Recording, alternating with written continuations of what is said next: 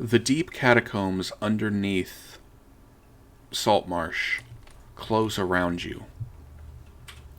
The darkness is palpable. It's almost like you can reach out and wave it away with a hand. Or, in your case, Ikarath, a claw. As you pass through the shadows, you find yourself standing before a serpent door, inscribed with all sorts of snakes and scales. You push the right combination of scales, and the door slowly slides open with a hiss. As you enter, you find the leaders of your cult, the Triad of Sasal.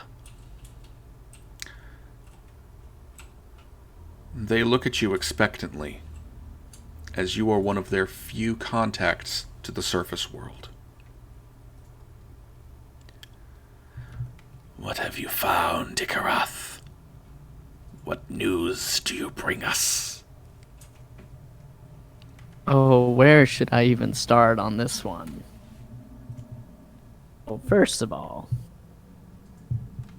Saltmarsh is beginning to become quite a hotbed of, well, fighting, action, quite a bit out there. The sahuagin will be attacking soon.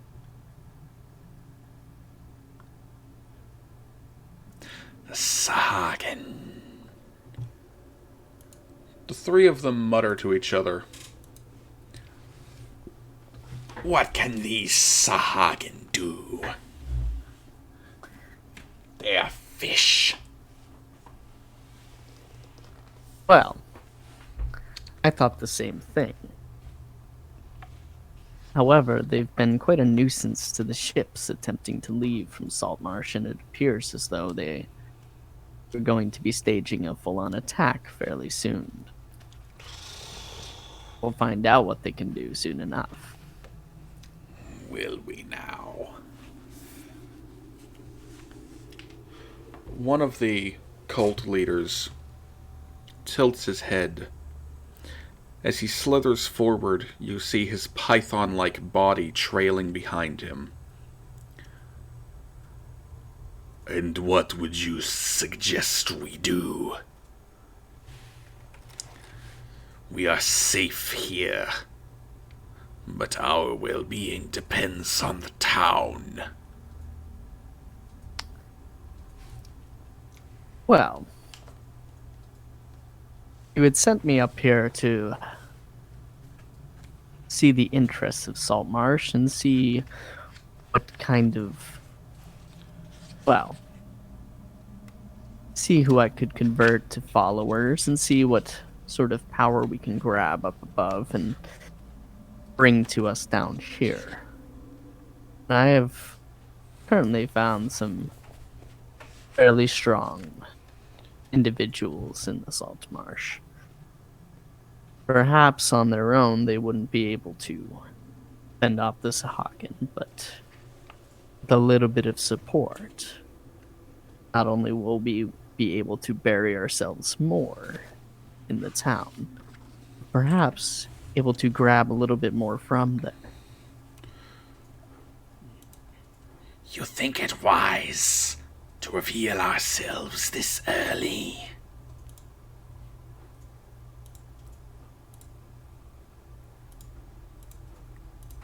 Perhaps not revealed in full form quite yet.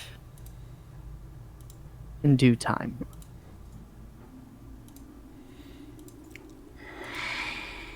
You said it yourself. Without Saltmarsh above, are we truly safe down here? If the sahuagin are truly a threat, we do need to fight. I disagree. We can leave these humans to their fate. No, we must protect our assets above. Agreed. They are our investments. We should take care. Shut up! 4 Yuan-ti suddenly manifest around Ikarath. They're all purebloods like him, looking similar enough to humans to pass as humans. And they kneel before the Triad. You are to serve Ikarath in the coming battles. Ikarath, these are the blades of Zasarith, expert assassins. You will respect them, and they will serve you. But more than that, Sazerac, come. A full-blood Yuan-ti. Humanoid torso, snake head, huge thick tail trailing along the ground, emerges from the shadows. A thick blade encrusted with gold sits at his waist. You will aid him in the fight above. Show these people above us that we mean to help them. He gives a wicked grin, and the other 2 Triad members start giggling and cackling. Sazerac and the Blades each kneel, or bow, in Sazerac's case, before you. Ikarath would bow back to Blades and Sazerac. And they happily follow you back up. Fantastic. Thank you for the support. Ikarath would bow to the Triad. Do not fail us. Believe me, I have zero intention.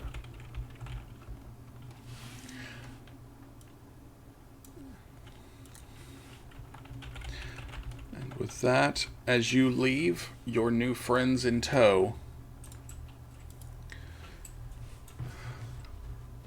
the shadows gather around the Triad again as the door closes. And the 6 of you saunter up the stairs back towards Saltmarsh proper. And with that, welcome, ladies, gentlemen, and others, to Prism Blade Gaming, Ghosts of Saltmarsh. My name is Hawk. I am your game master tonight. And joining us is Ryan, whom had just had a great roleplay moment. Ah. Also joining us are Dingo, who's eating, Shinzo, Hello. Shun, Hey. and Bean. Yo. Quinn should be joining us soon, hopefully, because we're gonna kinda need his pirate boys to help. But as you have probably gathered from that lovely introduction, yeah, shit's going down. So, last time, the party met with the lizardfolk and learned about all the bullshit that's going down with the sahuagin and how they're planning to take over the world. And then learned that the sahuagin are planning to attack tomorrow morning. So currently, the rest of the party is in the Saltmarsh Town Hall, meeting with the captain of the town guard, the rest of the council, and a few other notable nobles who are all discussing exactly what they're going to do. This is where the party will begin. So, as the camera enters this room, you would find a map of Saltmarsh, as well as Minister Soriv, over with a large table in front of him and a huge ornamental bowl filled with pure water. His hands are waving over it as you see crystalline runes forming around the lip of the bowl. And the image in the bowl shifts every time he moves his hands, revealing some new sahuagin swimming towards something, as well as a massive barnacle-encrusted ship that seems to be floating just over the waves. As he turns the scrying pool ever so slightly, it's revealed that they are flying towards Saltmarsh.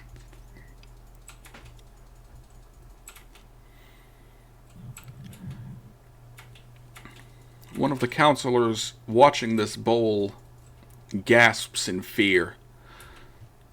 They're less than a day's away. How are we supposed to prepare a defense in such a short time?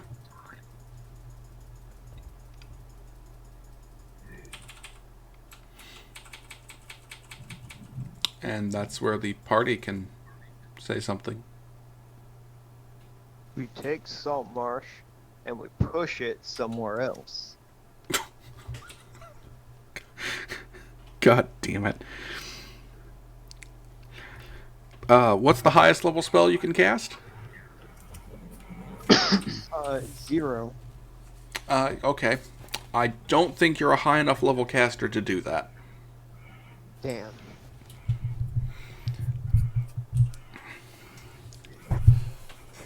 Yeah, I don't think that's gonna work out. Probably not. Well, How long do we have before they arrive? Sorav thinks about it. They will arrive by morning, just after sundown, I estimate. What's the current time right now? About 8 p.m. Uh,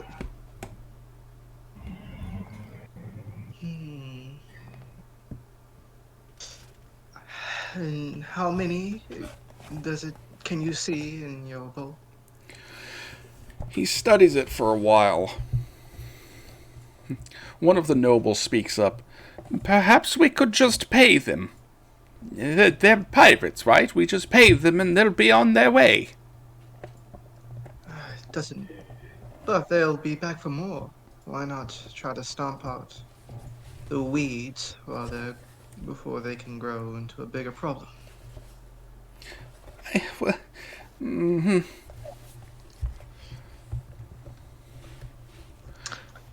It's only going to delay the inevitable. They'll be back again. I wonder where they would attack from. I mean, obviously the sea, but what if we could somehow secure an advantage? When we fought them, it was a very peculiar way that they came at us. well, the reef's what, to the north? Right? The reef? The place, their base. Oh, their base is far out to sea. Yeah, in which direction? To the west. Okay. So the main part we need to protect is going to be the peninsula. We have this small strait here, which we can probably... Feel free to mark on this map, by the way. Okay. We have the strait here, which we can probably ignore or fill up rather quickly with debris and stuff. The main problem is going to be this whole area here. We can probably, if we want to, cut off this area like so, somehow. Take what ships we have to block the sea and build makeshift barricades up to the cliff here. That way we force them to come to our defenses. Eleander Fireborn, the head of the town guard, steps forward and points at the map. In addition, I don't think it'll be required for us to guard the cliffs themselves. If they're coming after us, then they're going to be coming to the docks. Yeah. That was my thinking. Is there any way we could set up any traps for them to fall into whatever on the docks? Eleander kind of nods at that. I can speak to our local hunters, see if they have any extra traps we could set up. Good. Charlotte, do you have any ideas? Is it possible that we can convince the town people of helping in this barricade, or perhaps building more sort of setups? We do sort of have an advantage on this land here.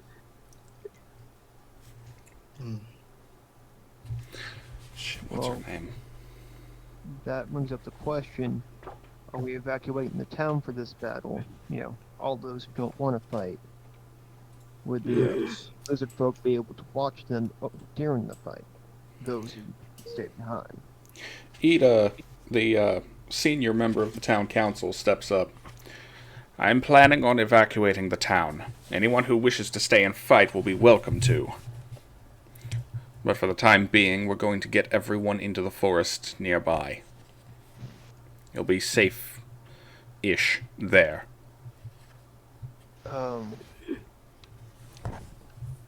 Charlotte, maybe you could talk to, darn, what was her name?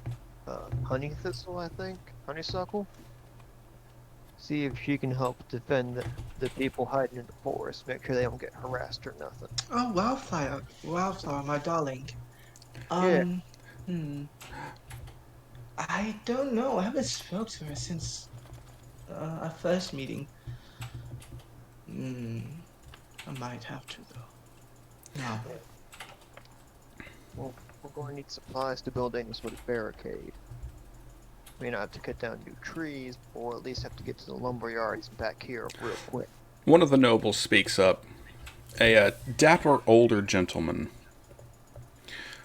Oh, not to worry about that. We have plenty of extra wood in our storehouses we can use to build the barricades around the docks. Okay. As a matter of fact, he turns and grins at another noble. A tall, lean man with short silver hair. I dare say that we might be able to get some of the local fishermen to help us. The lean man grimaces at that. Potentially.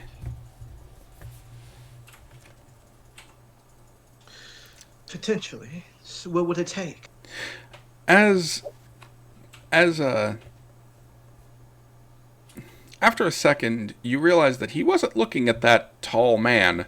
He was looking at a younger man behind him, kind of hiding, just leaning against the wall in the shadows. He steps forward and looks over the map. Yes, indeed. I can certainly have some of our boats set themselves up to try and funnel the sahuagin into whatever place we want, but I can't guarantee success. They can swim, our boats can't. Mm-hmm.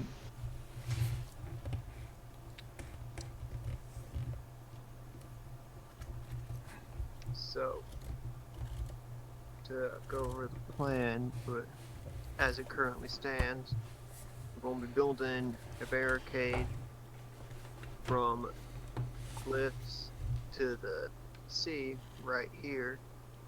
That way they can't just make, and then build additional barricades on the docks. That way they can't land at the docks, and they can't just land up here south of the docks and walk down. And then, if I'm understanding right, should the fishermen agree, they will be stationed somewhere in this area to help funnel the sahuagin. Help funnel them, keep them from just rushing us all at once. Indeed. Alright. So, I did bring up this strait over here before. I feel like it might be worth putting something there. But, I wouldn't know what.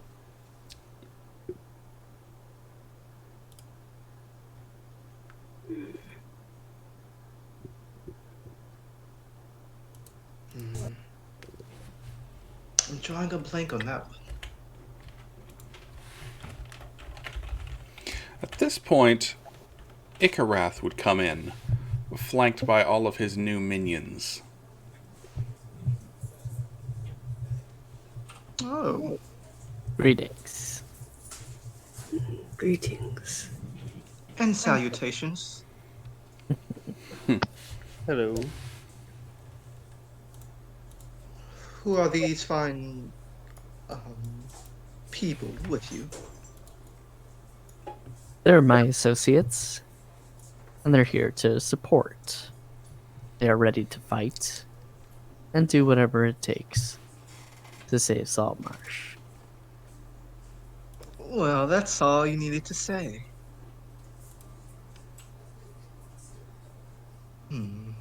Oh, we're having a bit of a problem with barricading issues, trying to bolster the defenses of the town.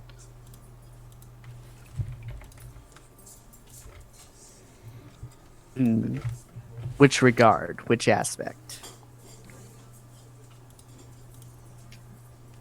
Well, the perimeter going towards the docks. And she traces the where it is lined out on the map. I see.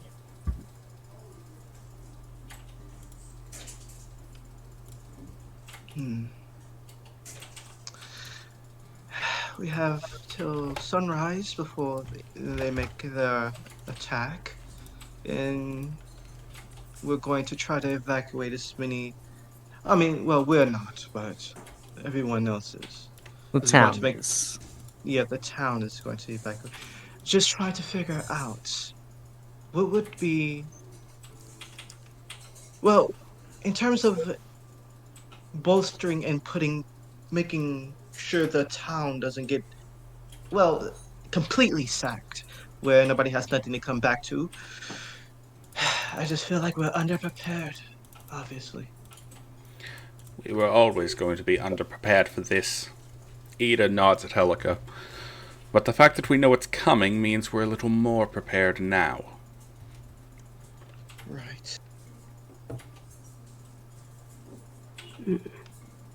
Alright.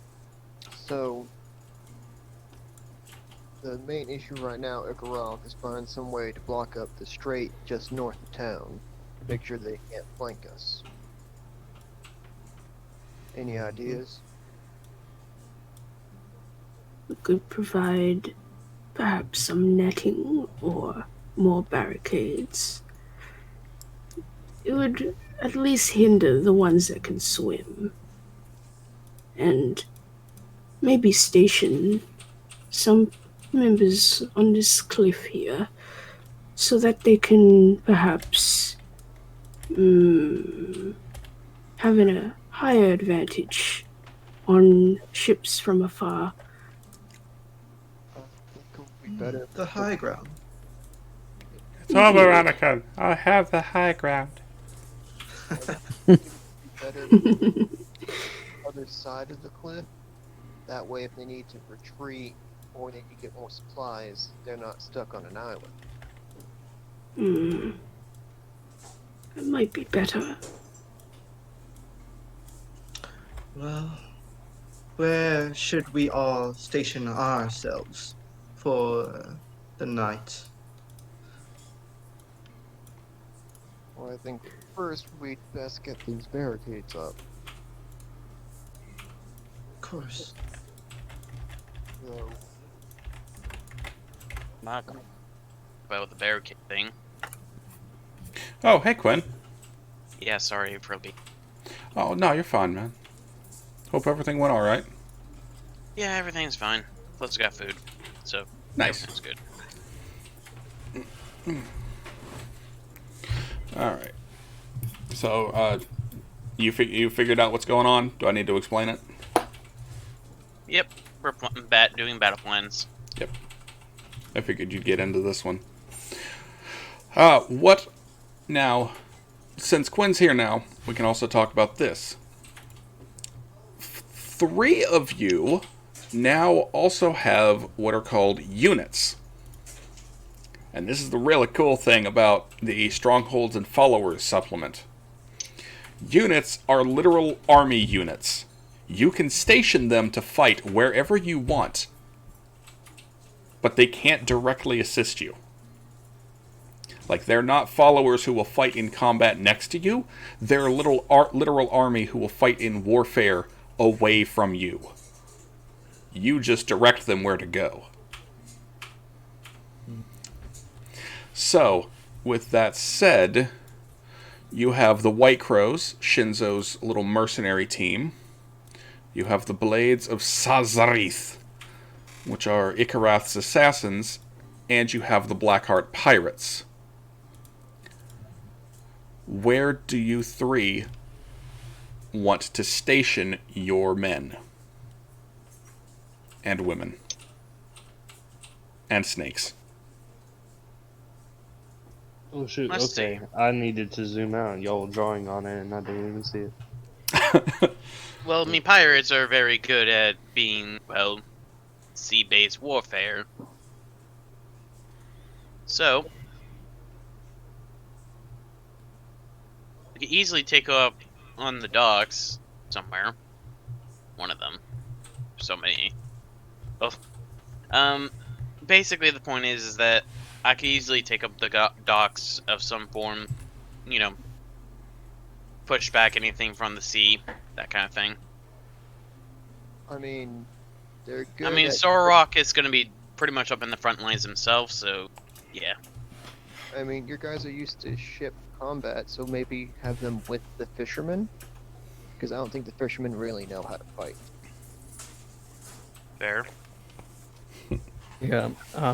Based on what I'm reading, the blades can also fight in water or on land, so it would also probably be useful around that area too.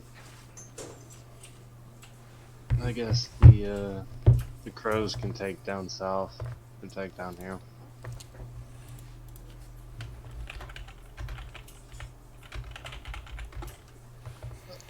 Alright, where are you at?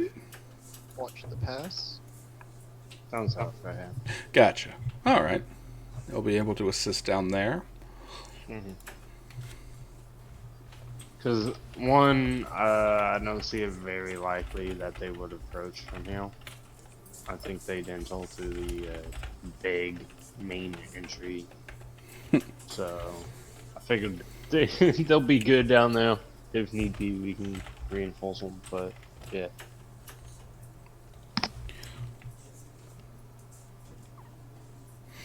Okay. Well, that leaves the Blades and the Pirates. Where are the fishermen located right now? The fishermen that are going to actually be taking part in the battle are located here. Alright, well that's where roughly my pirates were located. Okay, so there-ish. And where do you want the Blades? Roughly nearby the fishermen. And providing kind of support down this way, so. All right.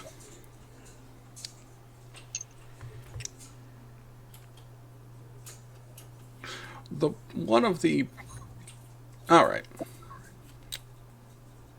So they'll be there providing support. They're there. Okay. And y'all will be probably with the main force of the town, either there or down here, protecting the main town itself. Alright, any other plans? Minister Sarv, do you have any of your own units that you can provide us? Sarv just grins.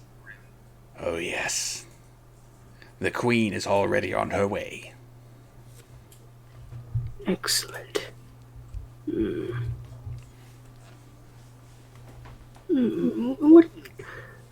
What sort of advantage do you believe you would have? The only advantage I believe our forces could have is that we can fight underwater, whereas you pinkskins can't. Then perhaps it is good that you might defend this area here. And she points to the little area around here. Oh, the strait. Well, to be fair, some of us orcs breathe a bit, hold our breaths long, but not like you lizardfolk.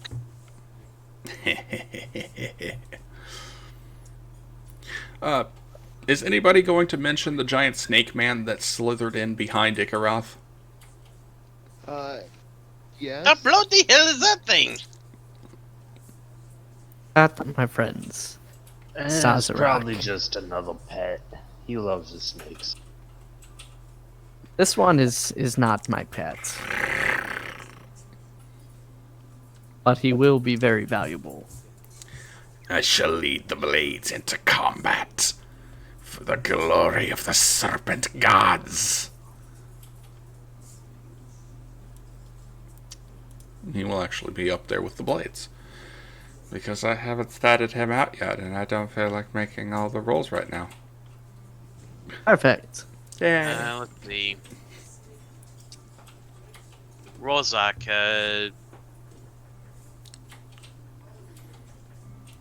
I don't know if he would be any use right now. Who? Rozak. Name is Rozak. Oh, Followers. Rozak isn't even here yet. Ah, Yeah. fair enough. Okay, so that's... these details aren't necessary anymore.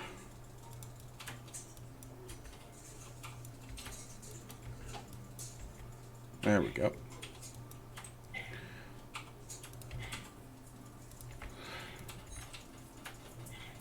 So you've got... Let me see if I've got the preparations right. Y'all are going to start blocking off the canal using wood and debris in order to ensure that the sahuagin don't have a sneaky access way. You're going to have some of the lizardfolk come down here to make doubly sure of that. You're going to have barricades built up here in order to prevent them from gaining access to the town easily from up here. You're going to have barricades along the docks just to make sure that, to help protect the town against it. And you're going to have the fishermen to help, and probably more lizardfolk underneath them, to help funnel the sahuagin into this section of the docks.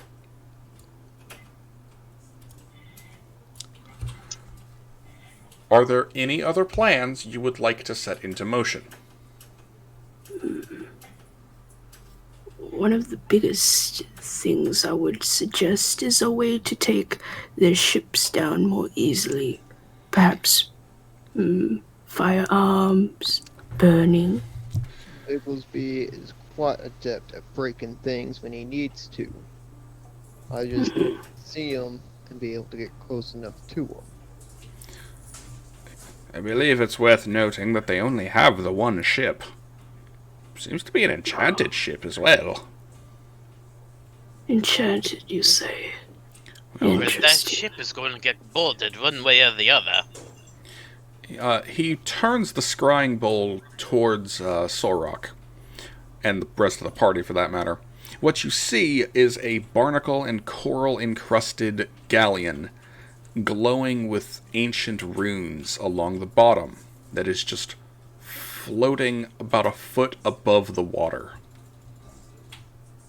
Slows down. That is going to be a problem.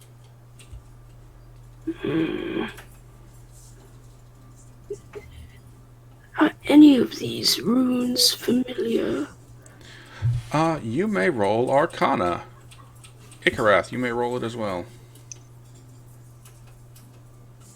Have I heard legends? You can roll History. Sure thing. Jeez. The runes are too old and in a language that you don't understand. And Sorok, you've never heard of such a thing. Anyone else who wants to roll History or Arcana, if you have it, you may. I don't think any of you will be able to make it. The DC is pretty high. Amo doesn't know shit. Alright, everybody, let's get our shitty rolls out of the way. Yep. Not a single one above 10 so far. No, I'm not even gonna try. I got a -1 in both. Do it! Go Okay. for it. Oh, shit. Okay. Shinzo, you have heard ancient tavern tales tell of a coral-encrusted pirate ship that uses the ancient language of the waves to soar on the wind of the tides.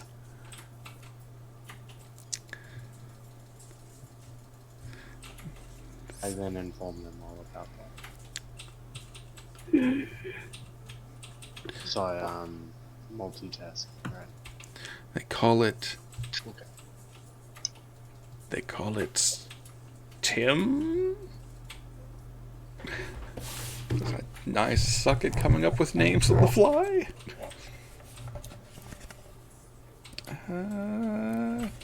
Call it Timber Me Shivers.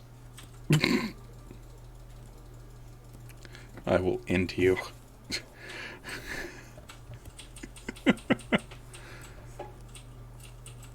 Actually, there is a chart in the Saltmarsh book that is just for naming your ship. And I can't fucking find it. God damn it.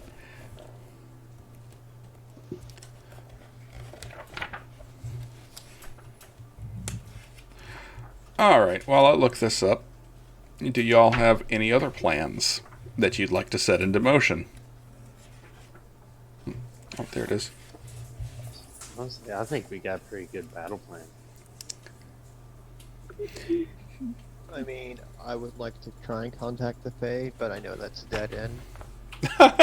It's like you know me. By the way, is the coral any familiar to the one that we saw last time?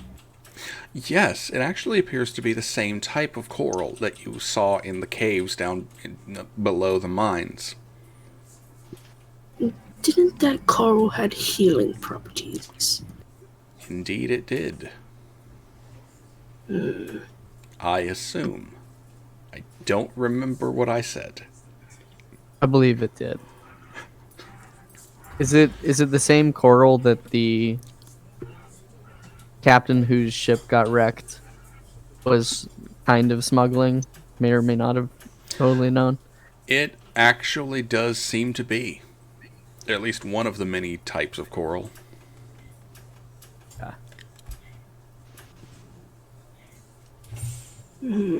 Perhaps that coral powers that ship, or the magic of it.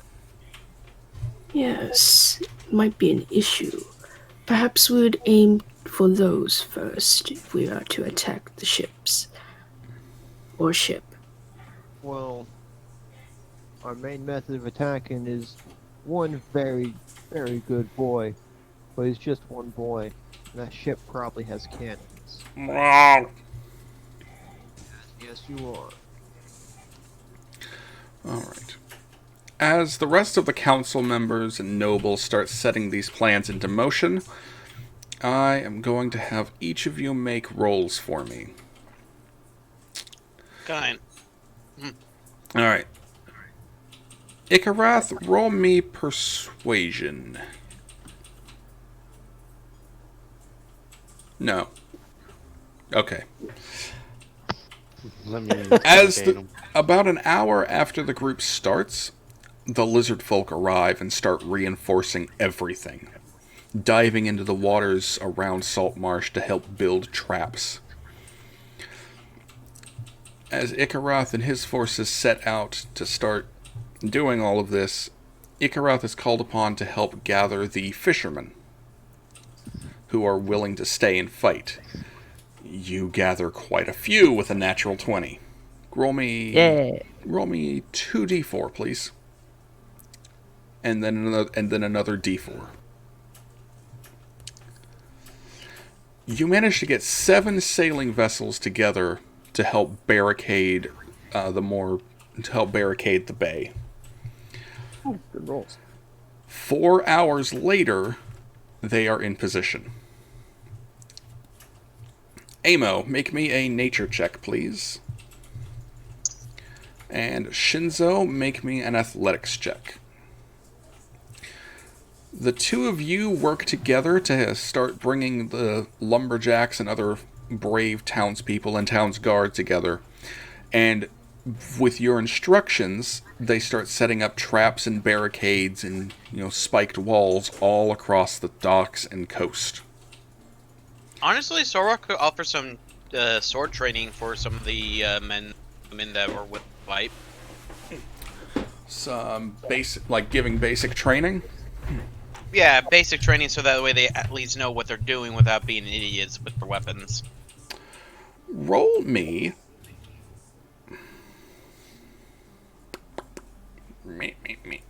Roll me persuasion.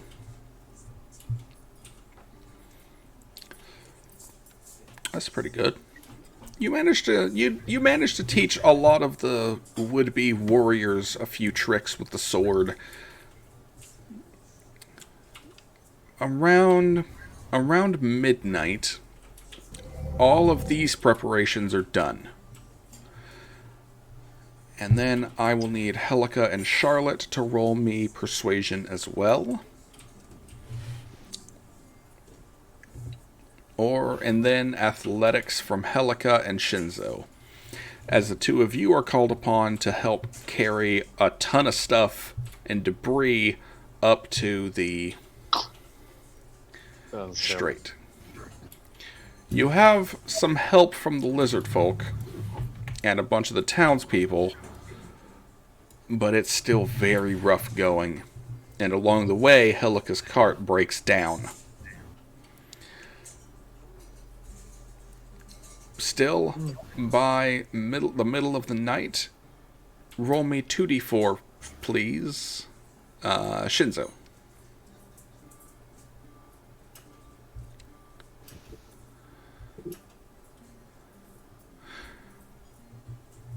Oof.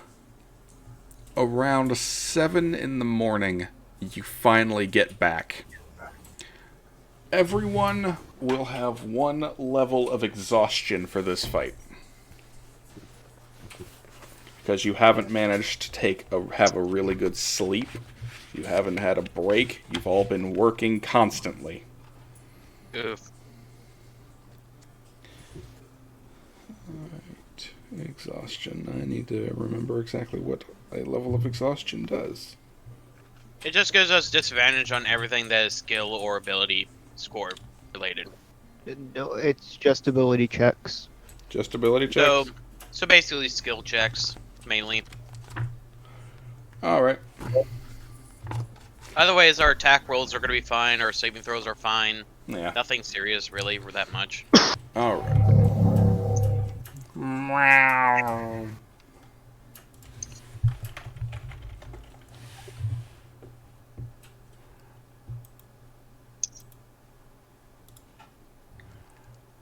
Alright. Dawn comes. It's quiet. It's dark. And as the light breaks over the horizon, you see a massive vessel slowly approaching the city.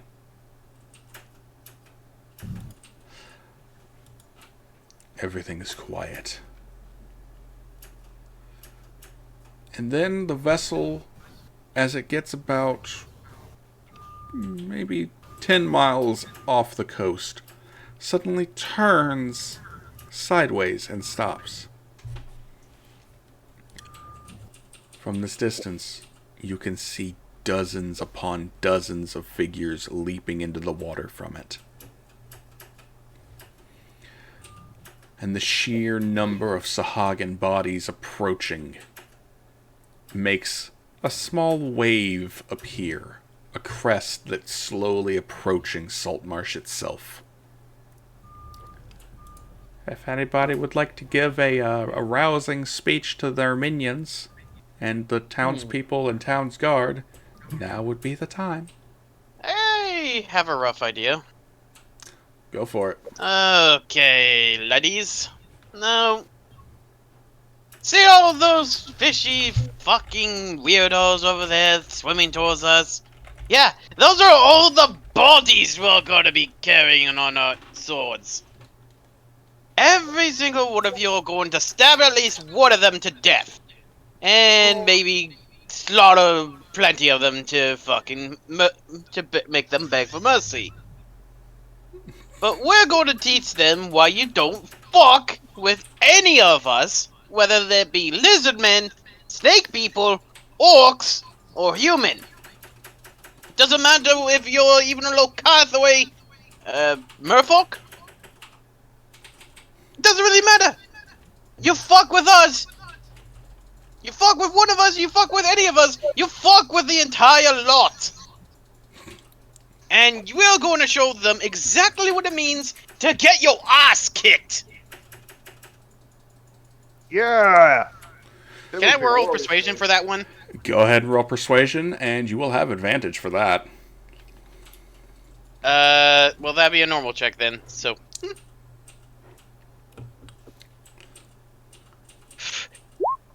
Damn it!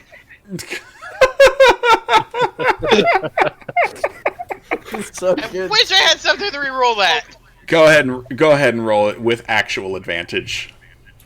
Yay! Yay! Bean, you are echoing a bit. Oh, really? Yep, just a little bit. Okay. Is that better? Testing. Yeah, that's much better. A little better.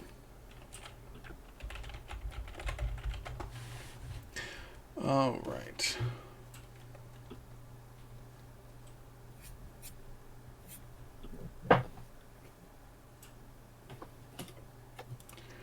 Let's see here.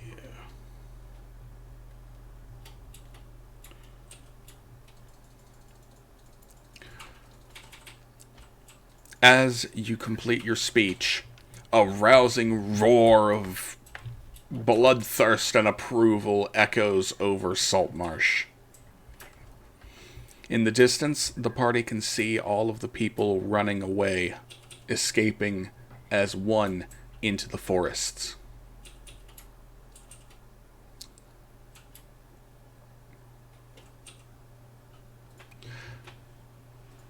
I really should have looked up a battle theme before I started this campaign. Well, there is a... Give me a second to actually look up for non-copyrightable... or copyright music real quick. Would not be too hard to look on YouTube. Yeah, shouldn't be too hard. Yeah, let's take a bio break while I look this up. Right. I might just use fucking Skyrim music. I don't give a shit. I mean... It works. So is the I think I found something of interest. I think. What's that?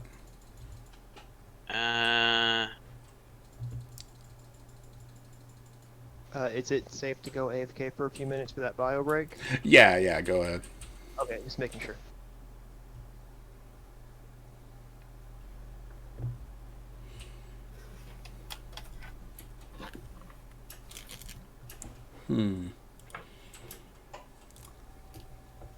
sure on that one.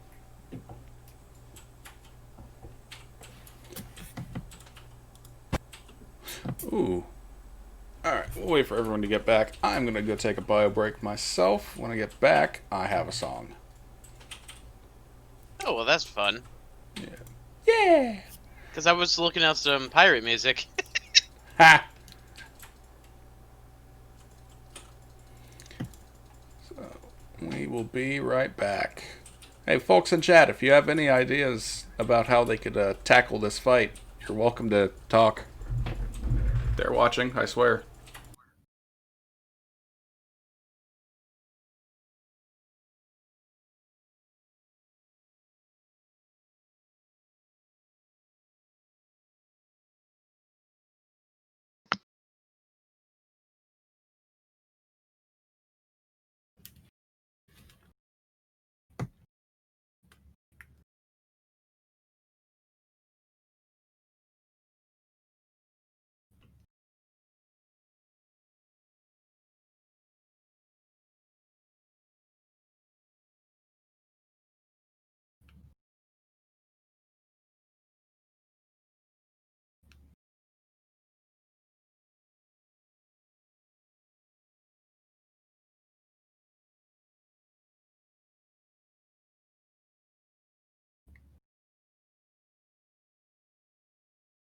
There's a collection of them.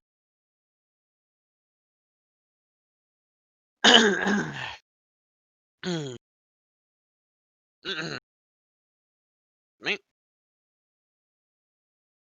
Time to.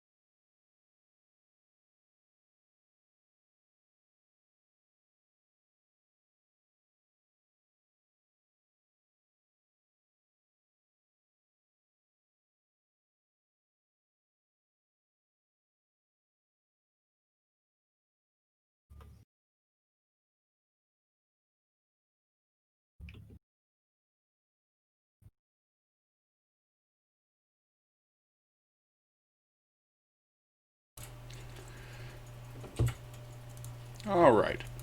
Everyone else back yet? I'm back. I sat down just before the set Yeah, down. I'm good.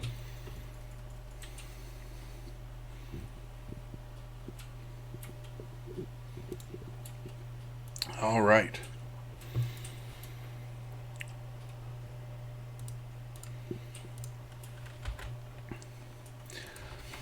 From across the bay, you hear an echoing roar.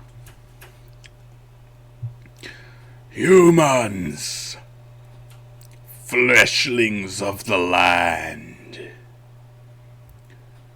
Your city is ours! Your people will be enslaved. Your children culled. Your wealth shall be added to ours. By the will of Seloka, it shall be done.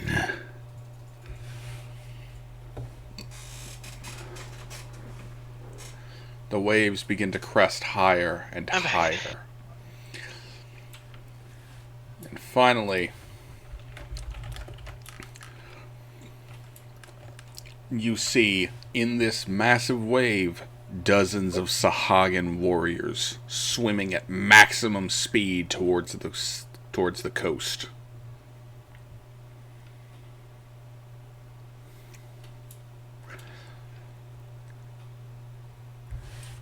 So, let us see how well your plans came to fruition. Alright, Quinn, roll me a strength check. Normal. No disadvantage on this one.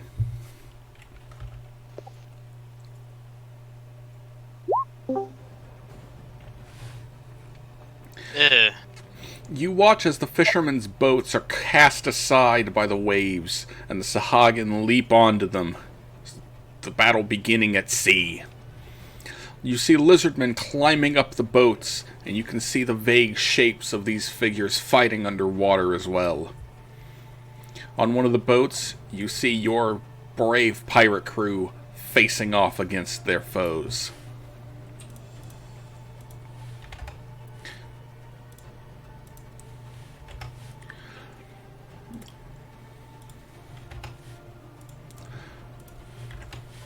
Alright. Now time to learn how to play with these. I need you to go ahead and make me a D20 roll plus 3.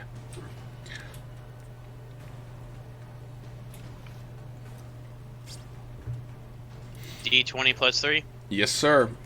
If you look at your the Blackheart Pirates character sheet, you'll see they have attack plus 3, power plus 3. Ah! Oh shit. Wait, don't they have advantage because of Savage? Yes, you do. Yeah! Much More better. of that! Alright. Another D20 plus 3 roll for the damage. 20, that'll beat their toughness. So, yeah. You see a bunch of your men start cutting down the Sahuagin on the boats as they start fighting. However, you don't really have time to celebrate as you see other Sahuagin leaping onto the beach. The barricades stop them for a few minutes before one of their spellcasters raises a stave and a wave of water just brushes them away. This is where I'm just going to take everybody over to the battle map.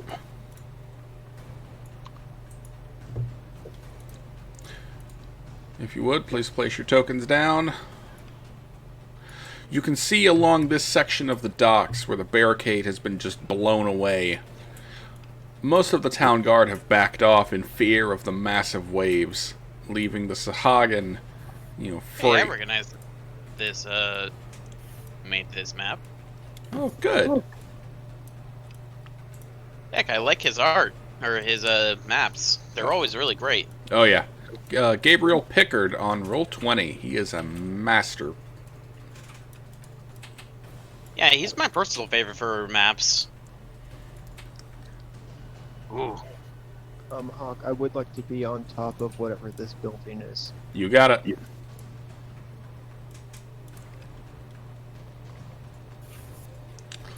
So we got 1, 2, 3, 4, 5, 6. Find my token. There you go. Thank you.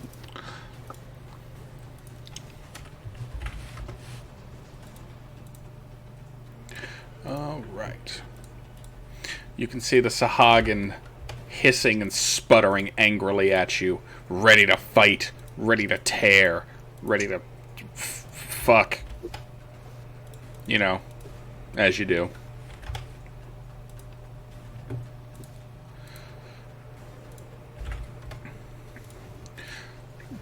They hiss and sputter curses at you from the docks as they climb onto the wood. In the water, you can see numerous sharks swirling in the waves. If you fall in there, it's a death sentence for sure.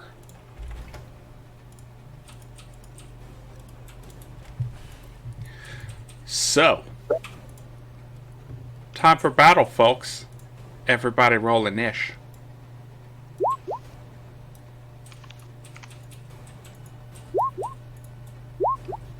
Wow. Wow. Wow, I rolled it really bad. And yet you're still at 10. I need to click my guy. That's why I said I rolled bad. I mean, it's better on initiative than on a combat, but damn. I keep forgetting to click the token.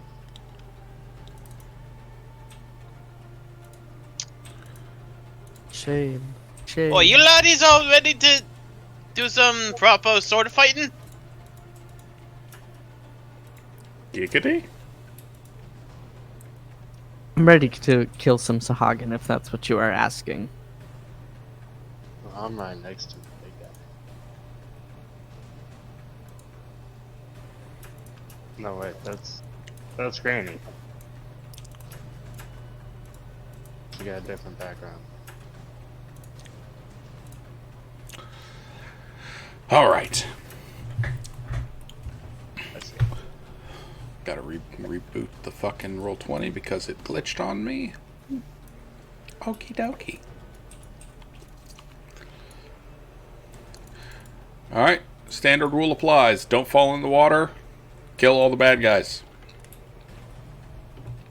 Every now and then I'm going to call out to the party and say, you need to roll a check. And that check will be for your minions fighting elsewhere.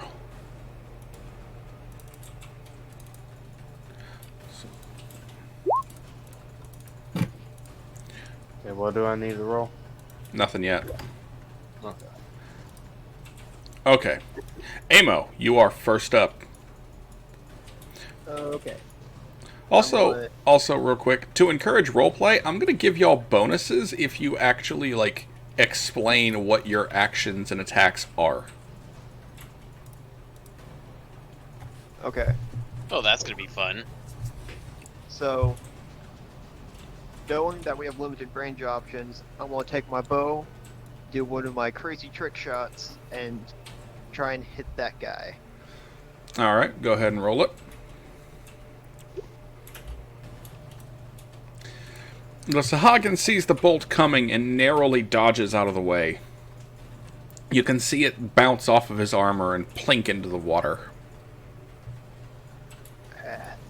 Bigglesby, you're up. Okay, So, I'm going to stop you right there. As Bigglesby jumps onto the docks, they immediately buckle under his prodigious weight. Oh, right. yeah, he had fly speed minimum 16, even if you change the rules on that. Right, that's right. Okay, go ahead. Yep. My bad. Om nom nom. Well, you gotta om nom nom my fish. Oh shit! You om nom nom that fish. By the laws of aerodynamics, a bee cannot fly, but yet this one doesn't give shits. By all known laws of aerodynamics, there is no known way for a bumblebee to fly. But they don't give a fuck, Yet it does they? it anyway, because a bumblebee doesn't care about what humans think. Yeah, Exactly. Look, you don't want Bigglesby to fly, you can tell him to his face. He does 10 piercing damage, and that'll be my turn. All right. Helica, time to murder. There's no way I could possibly get to them in the normal action. Could I take a dash action and move twice? Yeah, sure. Like mine. Okay. That'll be a total of 80 feet, right? Because 5, 35, 40. So yeah, you could get right next to that boyo. All right. Yeah.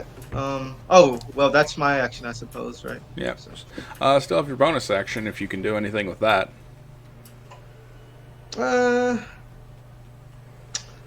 I guess I'll go into rage. Yeah. All right. Sexy half sphinx is mad. Charlotte, you are up. Charlotte's in this little building here, and she's got all of her components at the ready. And you can hear a sort of cackle as she decides to bring out a tome and do acid splash if I can reach. Let's see. A little bit too far. Nah, just an Eldritch Blast. And Eldritch Blast, you'll have range on pretty much everyone. Just for the heck of it, she's gonna go for the one furthest away. This boyo? Can you see him? Yeah, that one. There's a building in the way. Oh, okay. This boil then. You got it. As your Eldritch Blast streaks past one of the sahuagin, it slams that one in the chest. Nice. Ooh. 8 damage. Not bad. Alright. Anything else for your turn? She's pretty much just gonna hide here for now. Alright. Sorok. Alrighty. Sorok. You know the best thing about being an orc? Hi. Now you get stabbed.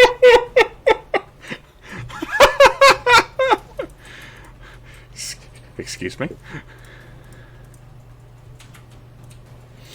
Sorok stabs a motherfucker. Excuse me. How? Oh, bonus action. This one. Oh, aggressive is great. You rush up way too quickly and stab him. Sneak attack is from Swashbuckler, yeah? Yep. I don't need anyone near me in order to do that. Oof. You jam your blade into the sahuagin's gut. It squawks and roars at you angrily. It smells like dead fish. Ikara. You know, laddie, you sound like a piece of rotten garbage. Maybe you should probably take a shower.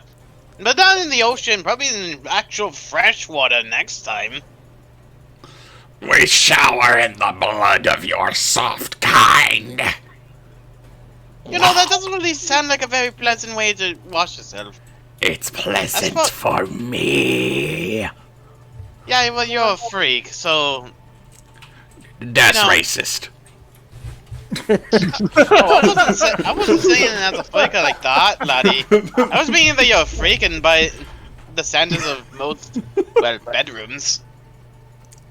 It is your turn, Ikarath. That was nice. Ikarath is gonna move over to this dock and just kind of laugh to himself and say, "Let's have some fun." And then going to do an Eldritch Blast. Eldritch Blast to this guy right here. All right.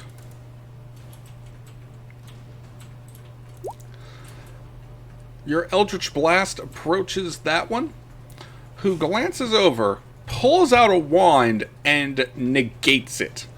A shield appears, canceling your Eldritch Blast, and you feel magical reverberations come all the way back to your hand, scalding it with heat. Now that's not very nice to play with. Your Eldritch Blast just got counterspelled. Boo. And Shinzo, you are up. Ain't that great though? That no an orc way could I'm just getting all the suddenly way teleport in there. front of his enemies. Hang on, Quinn. So, Shinzo, what was that? I said there's no way I'm gonna be able to make that distance. Oops. How do I undo that? I got it. I forgot it's this one. Yeah. Speed is falling. There we go. So you can rush up to there. You will be protecting Granny, though. Yeah, it's not letting me select my guy. Oh, you have to click the arrow at the very top left. I did. That's weird. Refresh your roll Now 20. It's just a little Yeah. off. You going all the way up or down there? Yeah. Okay. I see. Sadly, it will take up your action. That. Yeah. Alright. It is time for the sahuagin to go. So, first things first. Splash, splash, splash. Jump back on the dock. Oh, cheeky bastard. Splash, splash, splash, splash, splash. Jump back on the dock.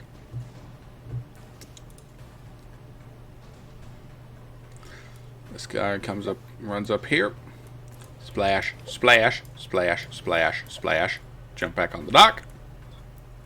And this one, 2, 3, 4, 5, 6, climbs up this small building here and stands on top, letting out a roar. 3, 4, 5, 6, and dash. 2, 3, 4, 5, 6, and stretch, dash. Lovely.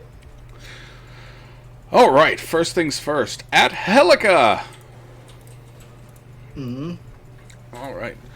The first of the sahuagin makes a bite at you, trying to gnaw into your arm. Helica tries to counter with her hilt. It manages to bite over the hilt and into your wrist, dealing 4 damage. With you in its mouth, it swings up a claw at you. Hmm. Go ahead. Oh, no. Go. You manage to back away just in time as its claw swings right past you. However, behind you, the sahuagin with a spear starts stabbing at you.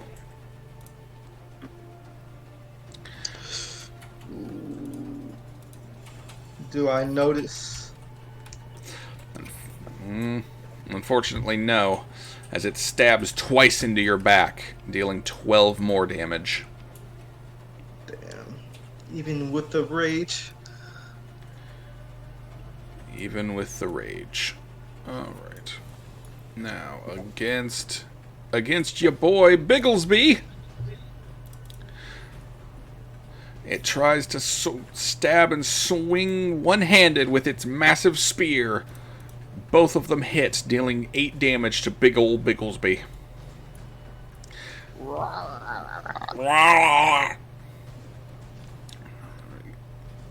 The ones fighting Sorok, the one he just stabbed, just brings him in close and tries to bite.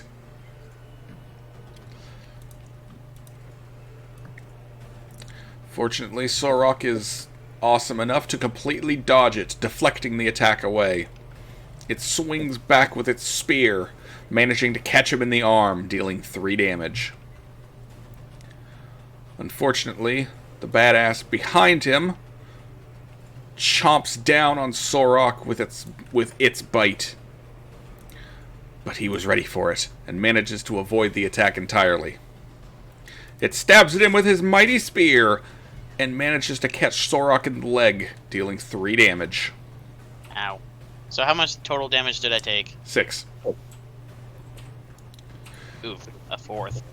Shinzo, one of them, the one sahuagin that rushed up to you, stabs at you with his spear. It clinks off your armor. Sweet. It tries to bite, but only manages to gnaw helplessly at your armor.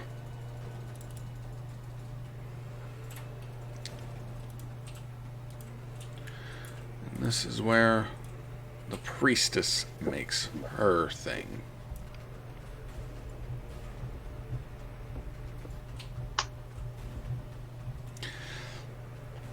She screams something. The priestess roaring angrily in some fishy language. You can see the waves around the party starting to froth and writhe as more and more sharks start to swarm around the docks. Then Mr. Ikarath, I will need you to make me a wisdom saving throw. You see the Sahuagin priestess casting a spell at you. Runes appear around your feet, and you manage to dodge out of the way as chains of force erupt from the ground and just slam down. You were almost caught by hold person.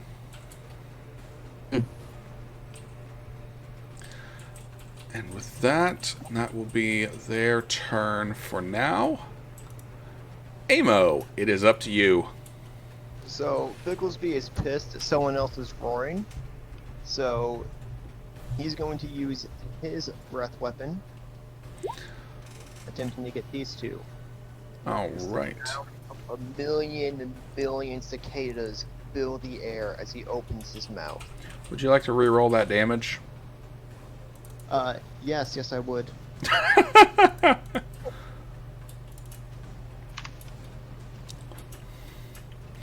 Alright. The first one manages to brace itself on the docks. Or more accurately, allows itself to go with the thunderous cicada sounds, falling backwards into the waves. The other one, however, is blasted by the full power of the sonic roar. And, let's just say that sahuagin ain't really a sahuagin no more. It's just a floating pool of blood that is now being swarmed by sharks. And which one of these is the priestess? You would imagine it's the one on top of the building. Oh, The one actually holding a trident that's slightly glowing.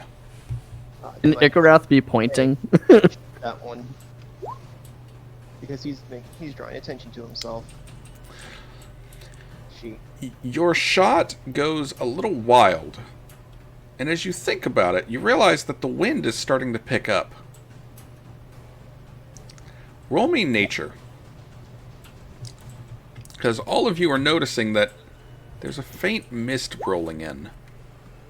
It's always nature with you, no survival. Roll survival then. Fucking whiny ass munchkin. I'm just Roll what? Survival. I was having Amo roll survival. Amo, you notice that there are clouds starting to form above. Clouds starting to form way too quickly. There's some kind of magic at play here. And the wind is starting to pick up real hard. I shout out, "They got a weather dominator! It's wait, no, it's not Cobra, you're Cobra. They got a weather dominator!" As a reaction, and end my turn. Helica, it is your turn. Even though she's in immense pain right now, the rage, over encompasses and just takes over. She, with her hand, with her hand tightened around her khopesh, she goes for a clean arc across the one that stabbed her from behind with her great khopesh. All right, go ahead. You manage to catch the sahuagin in the face, slicing a nice bloody arc into its scowling expression. It hisses and sputters out in rage and pain. All right. Nice roll.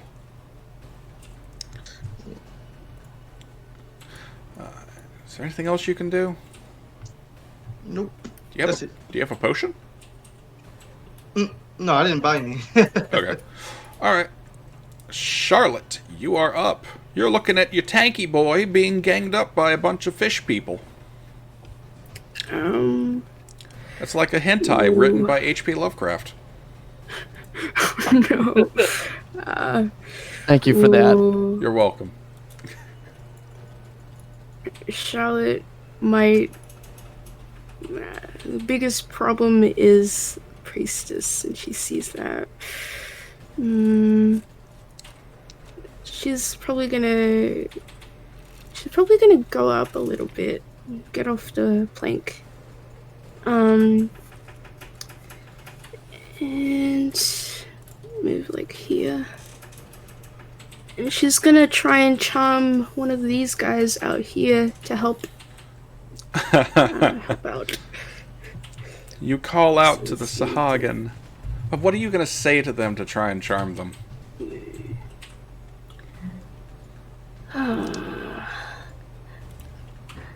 Be it sea or land, join us in the fight.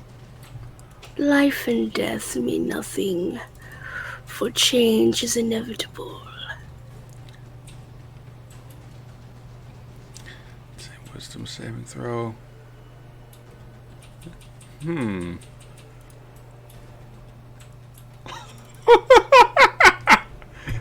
It rolled a nat 1. Oh, well. She also says, help the one in front of you. Could you kindly, dear?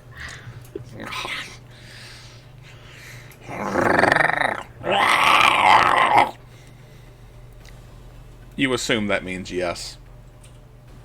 Okay. Alright. Anything else for your turn? I forget. Is Eldritch Blast a bonus action? It is a normal action. Oh, no action. Okay. Then that will be the end of her turn. Alright. Sorok, you just saw a sahuagin get beheaded by a thunder blast. Good enough for me. As he turns around and starts slashing. So anyway, I started slashing. That will hit as you twist and slice at the sahuagin behind you. You manage to... You cut down into its gut as it screeches in anger. Anything else for your turn, good sir? Well, I'm thinking of how I could get around him. But I'm assuming I'm going to need to make a acrobatics check at any point if I want to try to get around him. Yeah. Yeah, I'm going to do that. Also, he can't do attacks of opportunity against me. Fair. Because swashbuckler. Yep. Alright, so disadvantage. Yeah. As you step back to try and leap over him, you find that your legs are too tired from all the work you've been doing. And you don't even try. It's not worth the risk. At least not right now. Oh. Whoop. Backing up over here. Alright. Ikaroth. Make him frustrated. Which one of the sahuagin is right now? Is what right now? Which one of the sahuagin is charmed? Is it the lower one or? I'll mark it. The lower one. That's what I thought, but I just wanted to make sure before I shoot one. Charmed. Wickrath would take a couple steps forward and kind of look at the priestess on the roof, take off his hood and smile a little bit, and then send an Eldritch Blast at this one. Oh, roll it. The priestess hisses at you after realizing what you are. That'll hit. He makes eye contact with the priestess the entire time while he shoots this one.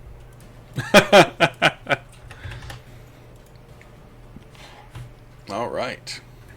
And then I'm going to move behind the building on the bottom. all right, to you, Shinzo.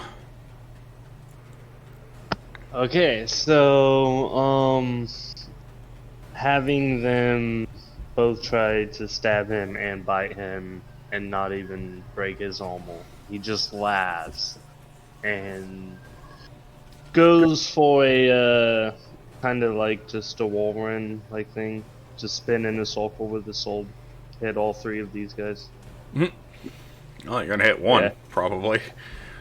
Go Yeah, ahead. probably, but I'm gonna try it. Should I roll athletics with it as well? Are you trying to do anything special with the maneuver? No, just like spin in a circle, try to hit all three of them. Make me 2 attacks with disadvantage.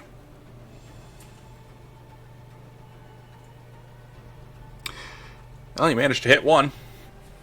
You hit the first one, but his coral armor, as you slice through him, parts of his armor throw your sword off balance, making you miss the second one. Go ahead and roll damage. Alright. And it is their turn.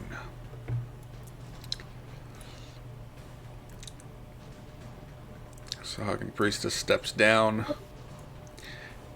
hissing at Charlotte. You steal mercy from us! You will suffer! Charlotte sort of sneers back as her smile and almost rotten teeth just grin back at her. The Sahuagin Priestess raises her staff and shoots a bolt of electrical energy at you. It streaks towards you with mighty fury, and you casually step out of the way as it slams into the dock, blowing up part of the wood. Oh, just a little bit of fire. That's a nice light work you have there. And she's just like, she's got her walking stick, and she's just clanking in the wood. Alright, and the rest of the Sahuagin around Shinzo. The Charmed one starts to slice at his allies, bringing down his massive spear onto him. It tears into the other Sahuagin's flesh as it screams and squeals in pain, looking over with shock as the Charmed Sahuagin begins voraciously tearing into its flesh, devouring its former comrade. The one being devoured brings its spear up and tries to stab into the charmed enemy, but it can't get a good enough angle, so it just claws at him again, but it can't break through the coral armor. The two of them sit there, stuck there, struggling against each other, one gnawing into the other. As this one dives off, and Shinzo, you may make an attack of opportunity. Sweet. And it starts coming around. That one will hit. Roll damage. As you see it going, you manage to snap out and slice into its leg. It leaves a trail of blood behind it as it pops out, and tries to stab and claw at the sahuagin that's biting and fighting. The other one, the last one left, brings its blade up and tries to stab into Shinzo, but its blade bounces off of his shield. It tries to bite at his face and actually succeeds! Holy shit! Holy damn it. Dealing 3 damage as it bites at his shoulder and neck. The one by Sorok tries to twirl its massive trident and stab into his chest, but the orc pirate manages to dodge away just in time. As it brings down its claws, he deflects it with a deft strike from his blades. And then this guy tries to stab the bee. He fails to stab the bee. He tries to bite the bee. He breaks a tooth on the bee. And up to you, Helica. These sahuagins, smelling blood, both try to bite you. One of them succeeds, gnawing into your flesh and dealing 2 damage. You manage to block the other one. Seeing that fail, they start to claw at you. But only one of them manages to hit, dealing 2 more damage.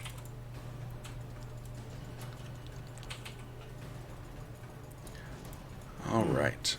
And it is back around to the next turn.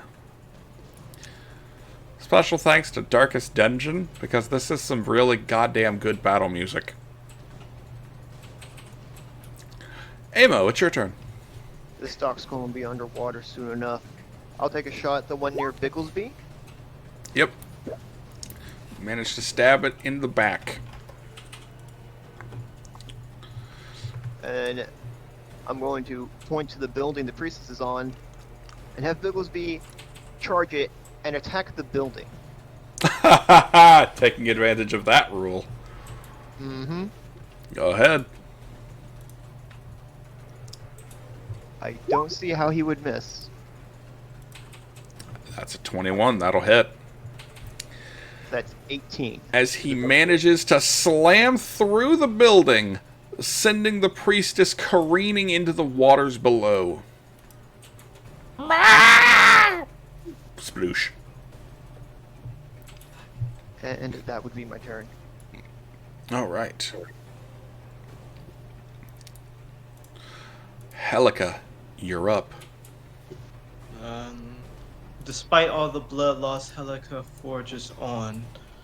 Bloodlust in her eyes, they glow with a crimson fury.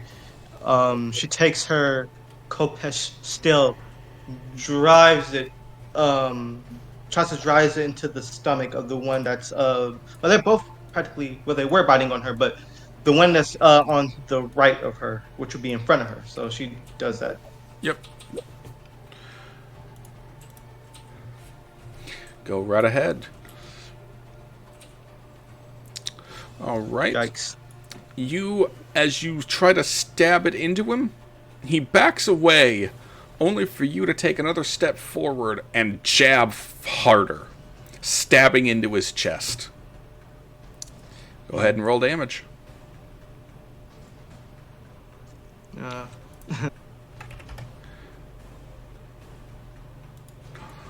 Alright. With that, Charlotte. Charlotte takes a Eldritch Blast to the one right in front of her. Simple and clean, I like it. Go ahead and roll damage. Nice. And that is a dead one who falls into the sea as his spine crumples beneath him.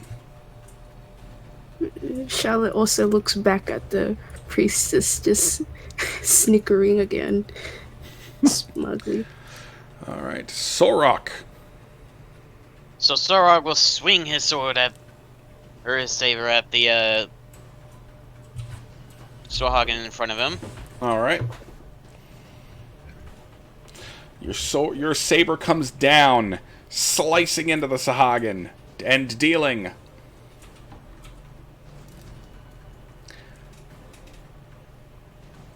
enough damage to kill him. Oh, As he convenient. stumbles back and falls into the As- water. I get over here as my bonus action and move action. All right. Ikarath. As you peek around the corner, you see way up here on the docks, Helica looks like she might be having a bit of trouble.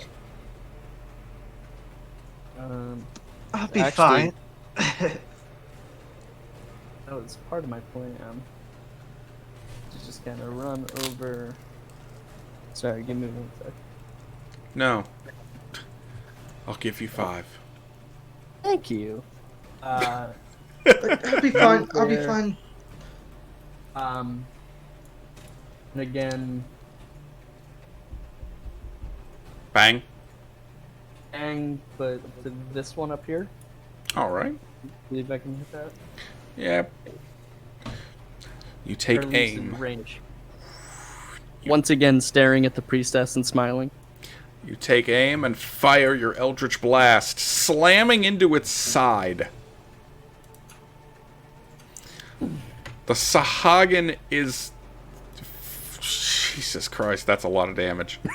That's a lot of damage! Alright. That sahuagin is looking unhappy.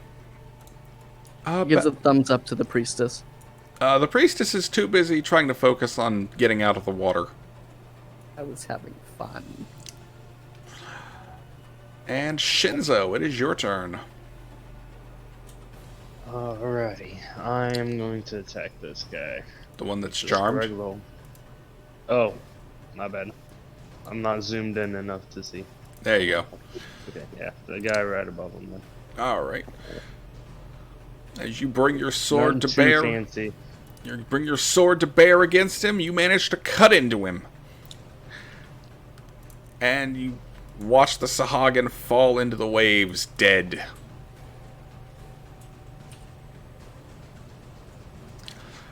Alright. With that, it is the sahuagin's turn. This one just watched the giant bee fly over and smash the priestess. He's mad, but he also seems to recognize that Amo was the one doing it. 6. He comes up close and throws his spear at Amo. Fortunately, the wind has picked up enough that it catches the spear and throws it off course. And the sahuagin just looks pissed now.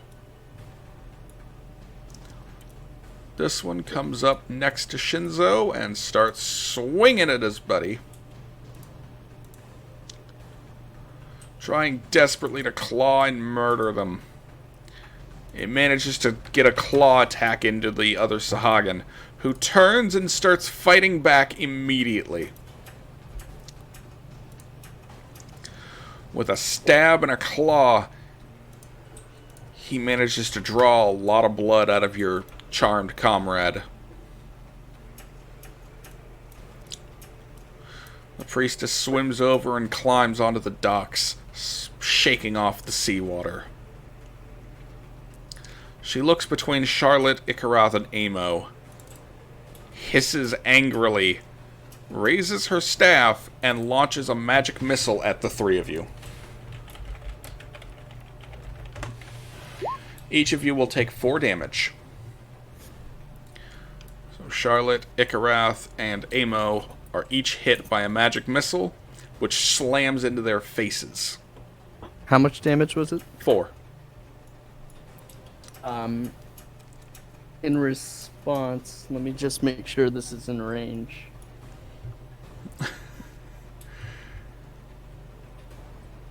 Let me guess. Hellish Rebuke? I'm gonna attempt it, yeah. Go ahead and post it on the Roll20. Let's see what it does and what the range is.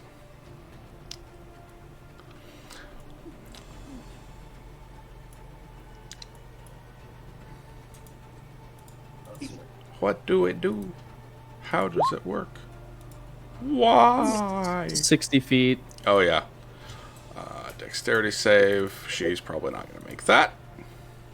Oh, she made it. And That's half text of it. half damage. All right, so the fire strikes out against her and takes 5 fire damage. All right. The sahuagin next to Helica, one of them tries to claw and bite at her. Its claw misses as she dodges away from it, but its bite catches into her shoulder, dealing 3 more damage. And Helica may make an attack of opportunity, as she glances back to see the other sahuagin dive off the dock and go swimming towards Ikarath. And that will miss. 1, 2, 3, 4, 5, 6, 7, 8, 9, 10, 11, 12. Alright. And it's back up to Amo. Y'all notice that it's starting to rain. The wind has been picking up even harder. And I saw those barrels move. May I make some sort of check to see if it's a typhoon or tidal wave?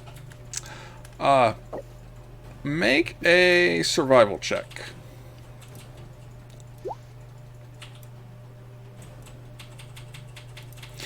You can tell that they're actually being moved by sharks underneath them, whose fins are poking out of the water every now and then and just nudging them. Okay, I'm going to spend... I'm kind of... I can feel there was the anger at this priestess, so I'm going to channel that wrath into... Where the hell is it? Into a Saltmarsh. Alright. Blah. And he's going to charge the priestess. Alright. Go. Yeah.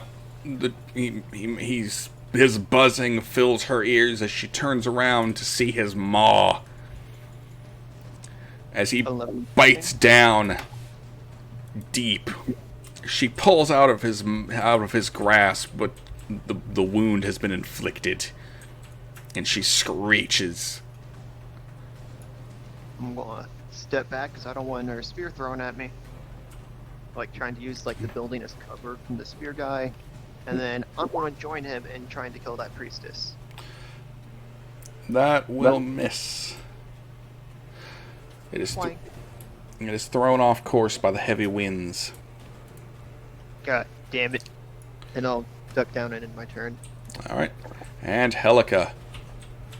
Helica smirks lazily, her breathing ragged, blood seeping from her face. Her eyesight and vision becomes blurry as she's starting to see double. But still, she presses on, stomping her foot down the ground, driving her Kopesh diagonally towards the sahuagin in front of her. As you do, you see a sphinx-like figure roaring, spectrally reaching out and clawing from behind you at the sahuagin. Go ahead and roll your attack. That'll hit. Holy shit. That is... You plunge your blade into the sahuagin's chest, perfectly slicing its heart in half.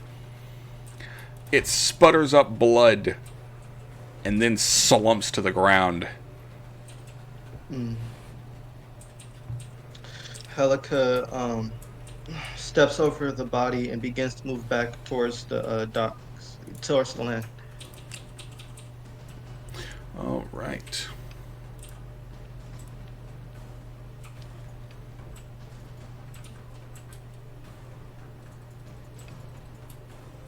That's it. Oh shit, we completely forgot about your resistance to damage.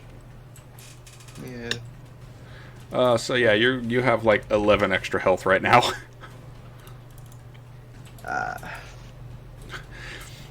Okay. And Charlotte. Charlotte might take a bit of a risk here. And is it possible to attempt to jump right next to the priestess? Or what is the priestess looking like? What's her condition looking like now? On a scale of 0 to 33, she's about a 19. Ooh, okay.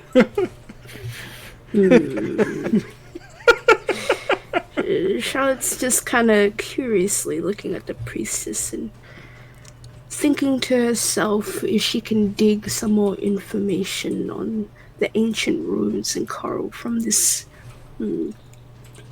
one, but she goes in for an eldritch blast. Pew pew.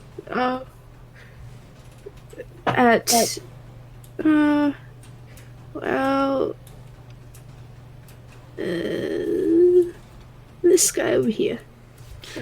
Alright. Go ahead and roll again. You hadn't declared it before you shot. Okay.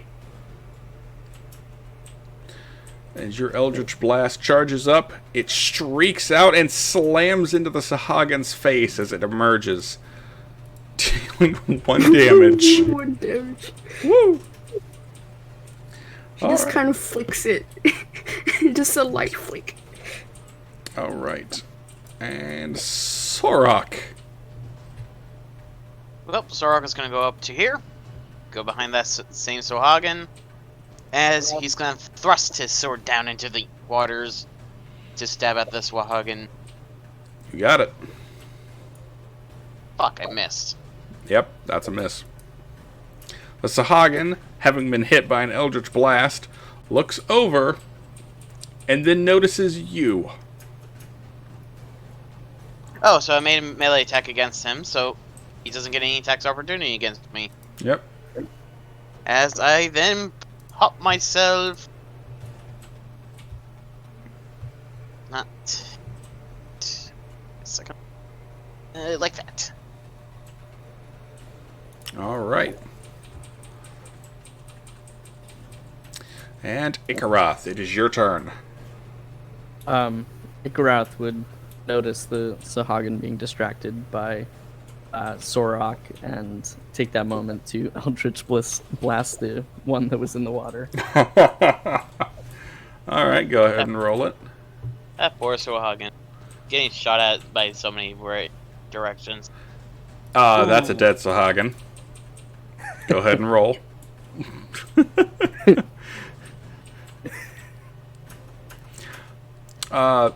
You almost dealt enough damage to kill it, even if it were at full health. Yeah, that is not a Sahuagin anymore. That is now a pile of scales, gore, and Shark bait. Uah! Actually, no, correction. Bronze dragon bait, because bronze dragons like sahuagins. As that happens, Ikarath is gonna say, "Oh, that was fun," and then casually walk back behind the building while staring down the priestess again. And Shinzo, you only have 2 more Sahuagin here. Yeah, one of them is under control, so...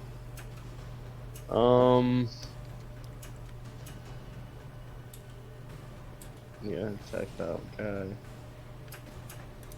Thinking if I should switch weapons, but no. That slash will hit him as you bring it down upon his face. Alright. And it is the Sahuagin's turn. These 2 up here by Shinzo decide to start biting and clawing at each other. Oops. Okay. And they claw bite. 3 more. They are just going at each other. Like a couple of teenagers on prom night. This Sahuagin rushes at... What? Roll 20, what are you doing? There we go. Comes down at Sorok, swinging its massive trident up at him, which he fucking dodges by limboing down. It brings its mouth down to bite him, but he deflects the attack. And that is it. That's all that's left. Shit. The Sahuagin priestess screeches something at the bee dragon monster and tries to swing at him with her claws. And neither of those will hit. Alright. Mr. Amo. I'm going to channel Bigglesby's Rage again for that same maneuver, pull out my hand axe, and try to axe this guy in the back as I jump down. Alright.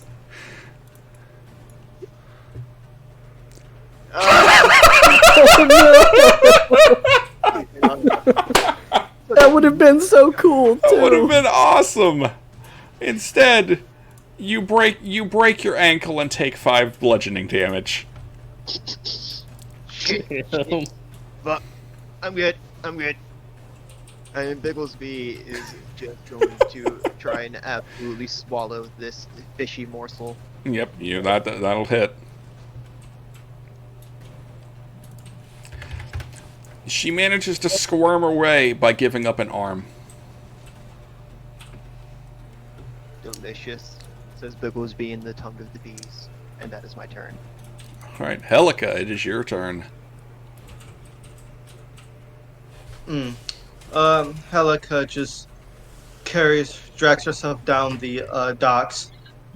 Her teeth are gritting, and as she's just trying to move through this pain, like hitting herself to try to make herself more angry to kill the pain. So she's just moving down the dock slowly. That's some good roleplay. Roll me a d4.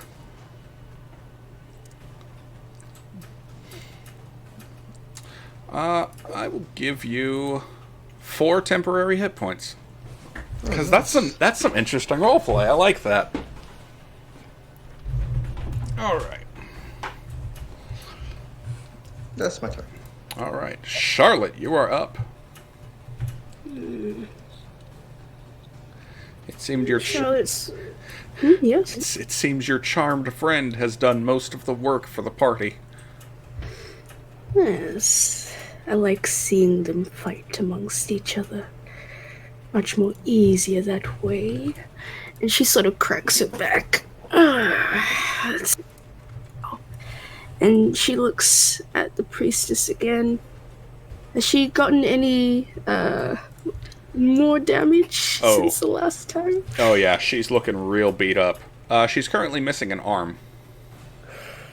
And you see Bigglesby chewing on it. She might do something a little bit reckless, but she's gonna jump to the next dock. See how.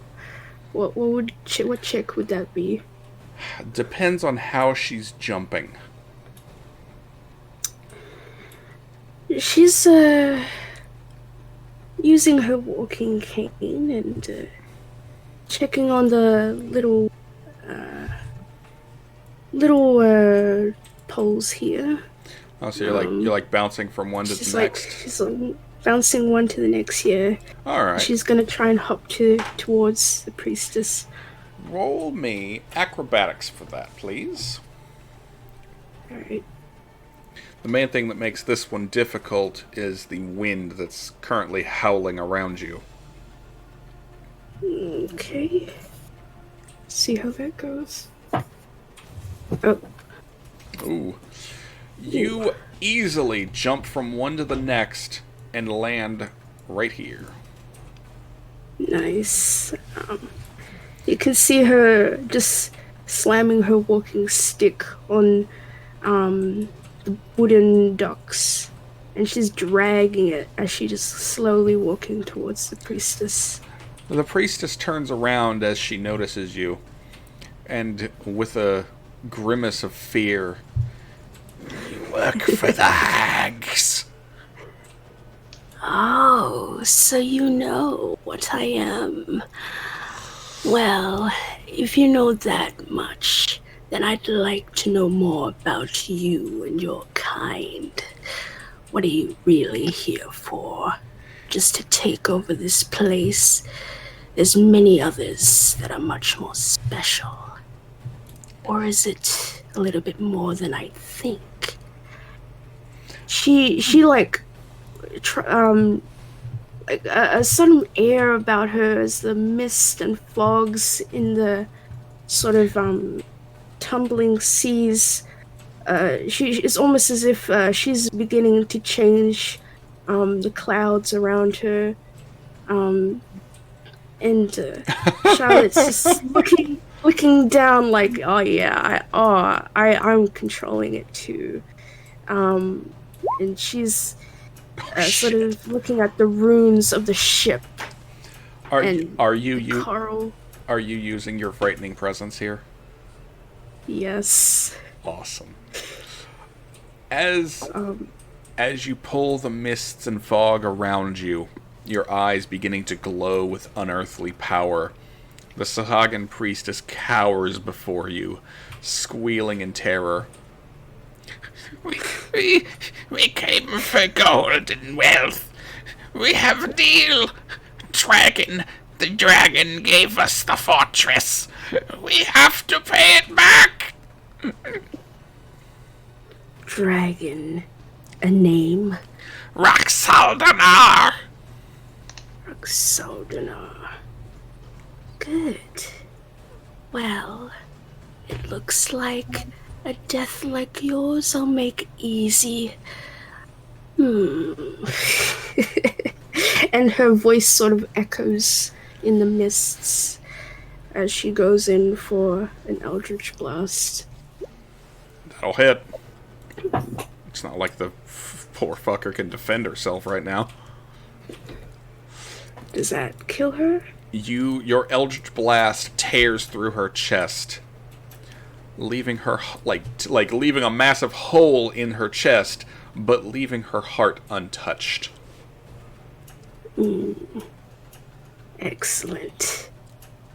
She keeps that information for herself for now.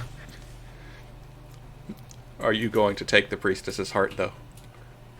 Oh, definitely. Good. That's mine. All right. All right. And Sorok, it is your move. Awesome. Sorok is gonna take advantage of this position that the Sahuagin's in, Yeah. with a shank in the back. As Amo falls, I'm gonna get you! Crack. God, I got me instead. you gotta be kidding me! I missed. No, you didn't. That hit. Oh, it hit? Yeah. Oh, They only have 12 AC. Yeah, he's dead. so that's a decapitation. Decapitation! As then.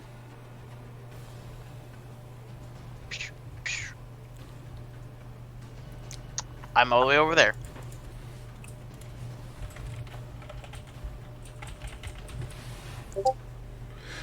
All right.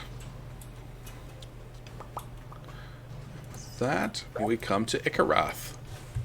It is Snake Boy's turn. Snake Boy is going to move up here. Notice that Charlotte has now taken care of the priestess. Just kind of nods. It's all done, child. Excellent. He's gonna put his hood back on. And then do chill touch to this one. Okay. The spectral snaky hand reaches out, writhing through the thick wind and fog to grab the Sahuagin's heart. You hit.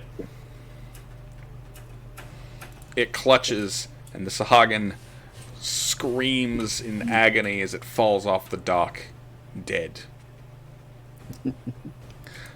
Shinzo, there's only one sahuagin left. Make this attack count. The sahuagin, seeing everyone else dying, slowly turns to Shinzo and looks at him, slightly confused. What was I doing? You're doing us a good job. Now, goodbye. Oh, goodbye. Go ahead and roll damage. Yeah, you kill him. You decapitate him with ease as he falls into the waters around you. And with that is the end of this battle.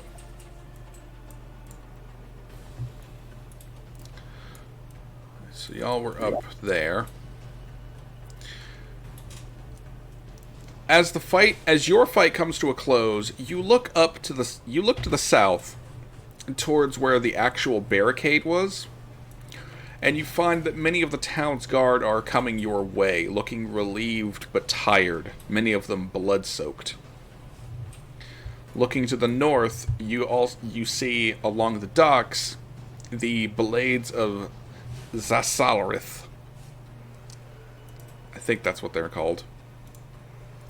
Yeah, the blades of Zasarith have just cleaned up a bunch of other priests and sahuagin warriors, with Cesarak himself claiming their heads and literally throwing one down his mouth. The fleets and lizardfolk out in the ocean itself seem to have had a good luck fighting off the rest of the sahuagin attackers. And you also see that many of them are coming like south towards you from like where you put the white crows and the lizard folk up at the strait. As all of them close in and continue to push the sahuagin back, eventually the few sahuagin survivors flee, turning tail and rushing away. That's right. You better run, you bastards! At this point, your parties all return to you. I'm just gonna delete all this because we're done.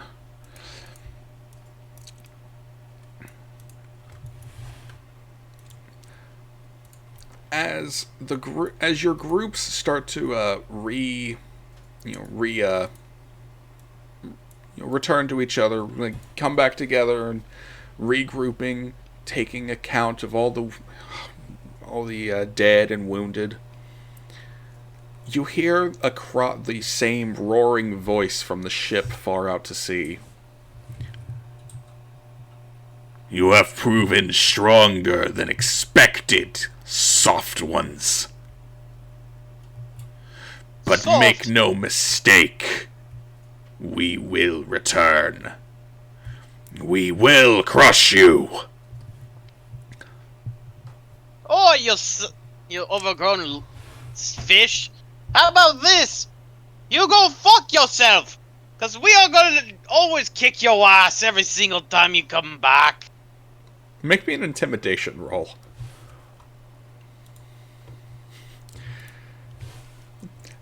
As you scream that... Whoops. No, you're good.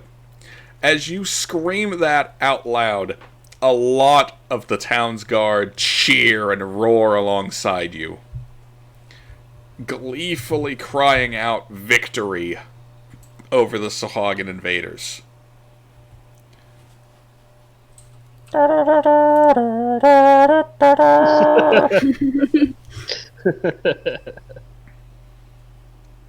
imagine that was Bigglesby roaring. Bigglesby does let out a T-Rex roar. No, the theme. That's the way it always sounds. In victory. Ah, I see. All right.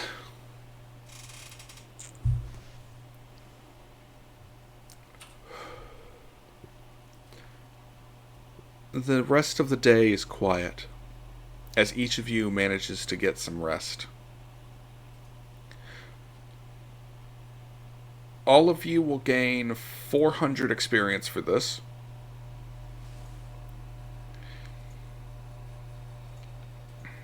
I forget what the next level is. I think it's 2300. Yeah. 2700. Yeah, everyone will get 400 experience. It wasn't too hard of a fight. Alright. As you spend the rest of this day recuperating and recovering and helping the rest of the town rebuild and recover and heal, many of the people are a bit freaked out to see a bunch of snake people helping, but they aren't really in a position to question why Ikarath is hanging out with a bunch of snake people. They're also happy to accept help from Charlotte and Sarav, who are, I assume, would be happy to make potions. Bean, if you would like to roll medicine, you're welcome to. Were there any casualties? There were quite a few. Let's see. Yeah. 2 members of the White Crows fell in battle. 3 members of the 3 members of the Blackheart Pirates fell. And the blades were untouched. Any of my guys lost members? Yep. You lost 3 of them. They'll be able to replenish their ranks, but it'll take a while. Well, Sorok does intend to probably see if there's actually an orc tribe somewhere nearby that he's from. The last remaining member can go out and check, yeah. That's what they'll be doing. So. Though Sorok does make it clear, there are problems. Mm-hmm. Do not hesitate to run back over here and get to him. Right on. All Though right. he is going to recruit out of the lizardfolk as well, considering that they would definitely be good pirates. All right. Let us go ahead and roll your rewards. Mm-hmm. So, the City Council, as thanks for your assistance in this protection, as well as bringing this knowledge of the attack to them, have agreed to pay you the... what was it? It was actually a certain amount that they would be willing to pay you. I think I took note of it. A lot. Oh, I completely forgot about this. Each of you will also receive 400 more XP, because I completely forgot about the XP reward for, like, impressing and befriending the lizardfolk. So how much in total? 800 total. Sweet. I'm at 2100. 1975. Alright. The town of Saltmarsh offers the party 200 gold each. A total of 1,000 gold as a reward for... 1, 2, 3, 4, 5, 6... A total of 1,200 gold as a reward for not only bringing the lizardfolk in to defend the town, but also actually defending the town. So, 200 gold for everybody, as well as the 800 XP total. for both defending and befriending the party. Oh, this is one way to start earning my own ship back again. Alright, and that's that. The Sahuagin minions and warriors and priests didn't really have anything on them. And it was a pain in the ass to do it anyway. But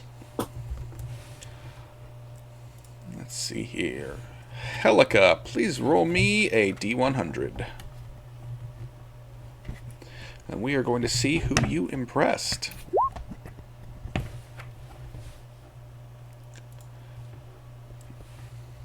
90. And please roll me a D12. And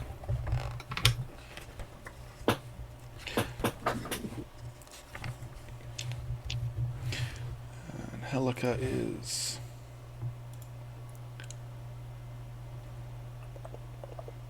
What alignment is Helica? Naturally, she's lawful evil, but but neutral. We can just say neutral. Alright.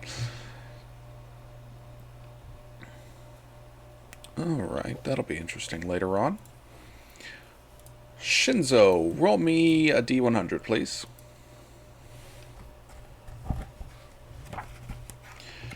Your skill in battle has impressed someone, and it's time to figure out who.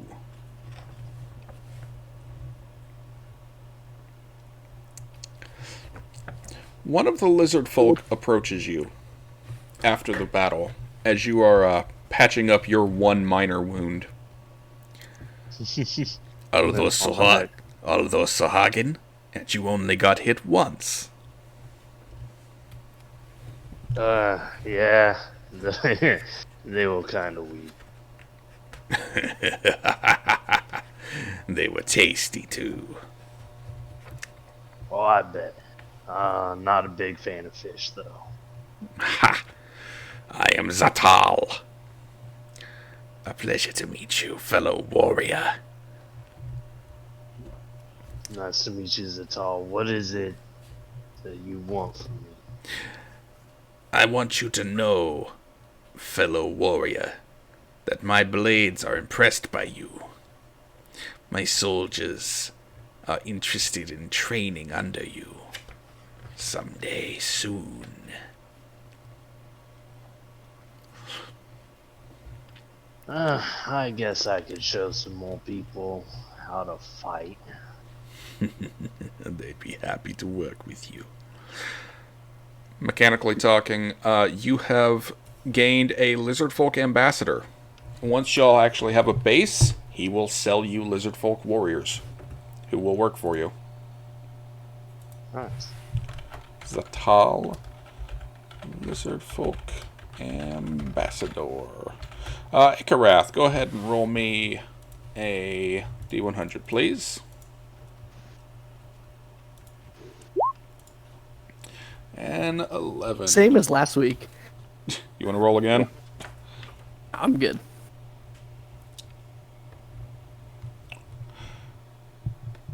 Okay. Alright.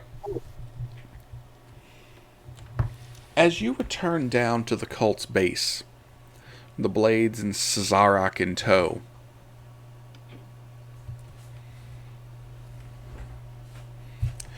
you find that the Triad is there waiting for you. But also a sizable unit of Yuan-Ti archers. As you enter, the leader of the archers approaches you. Noble Ikarath, we were watching you. It is well that you did not need our aim. It is indeed. I am Zudaln. I am the leader of the Farfangs. Our enclave has been serving this cult for years, and we would like to offer our services to your causes.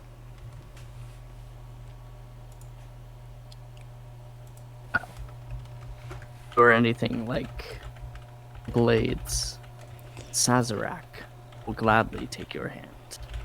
Battle. You have unlocked a archer unit. Sweet. Alright, I will actually come up with more of a story for them later. Who the fuck is next? Sorok! Roll me a D100. Alright. You fucking nerd. Hey, it's a 60. That's pretty good.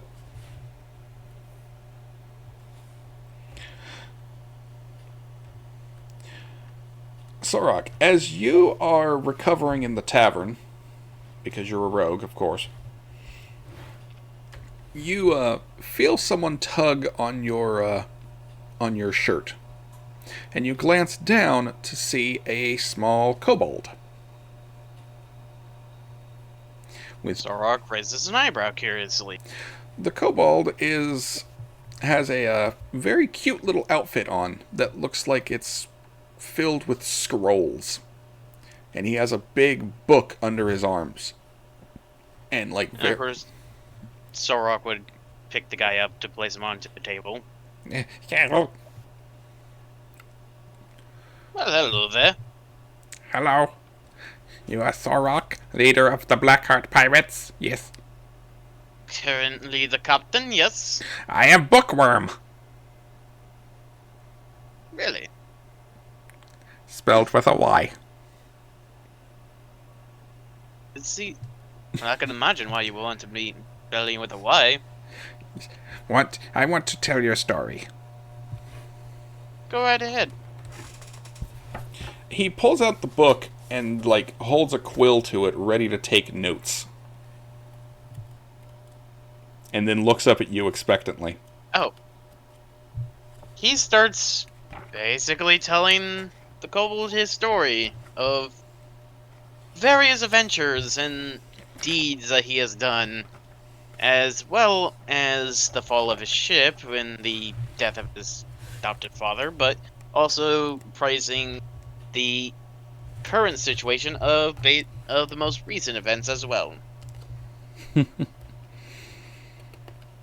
Basically, his life history is basically he was an orphan who got adopted by a pirate crew and worked as the first mate for some number of years until recently, or until one point they got enslaved, but then freed themselves because of him, and then eventually, well, regained their ship, and basically we're about to head off back here.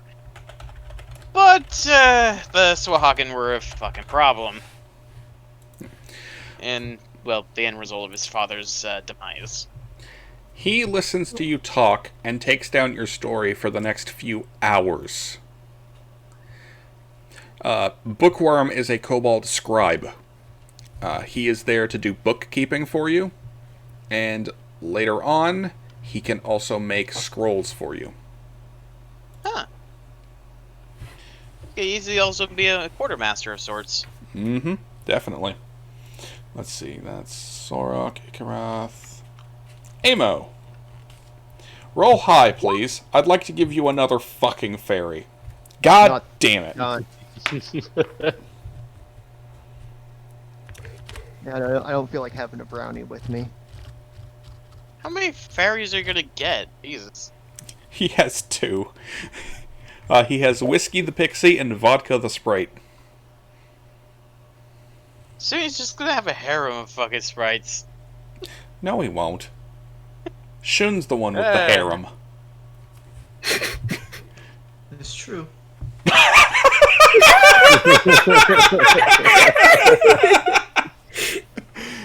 At least I'm gonna be the only one here that has a single mate.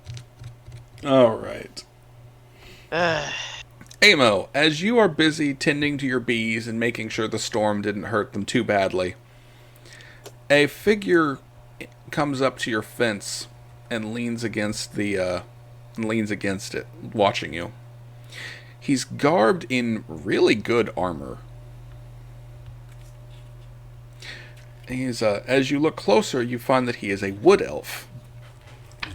clad in very nice armor, looking very nice, looking very cool, very chill. And he just grins at you. Hail. Oh, hey,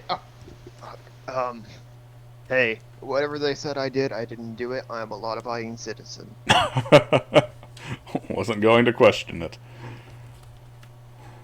I'm curious about your big friend over there. Oh, you mean Barry? He's a goat. Not the goat. Your bee. I got lots of bees.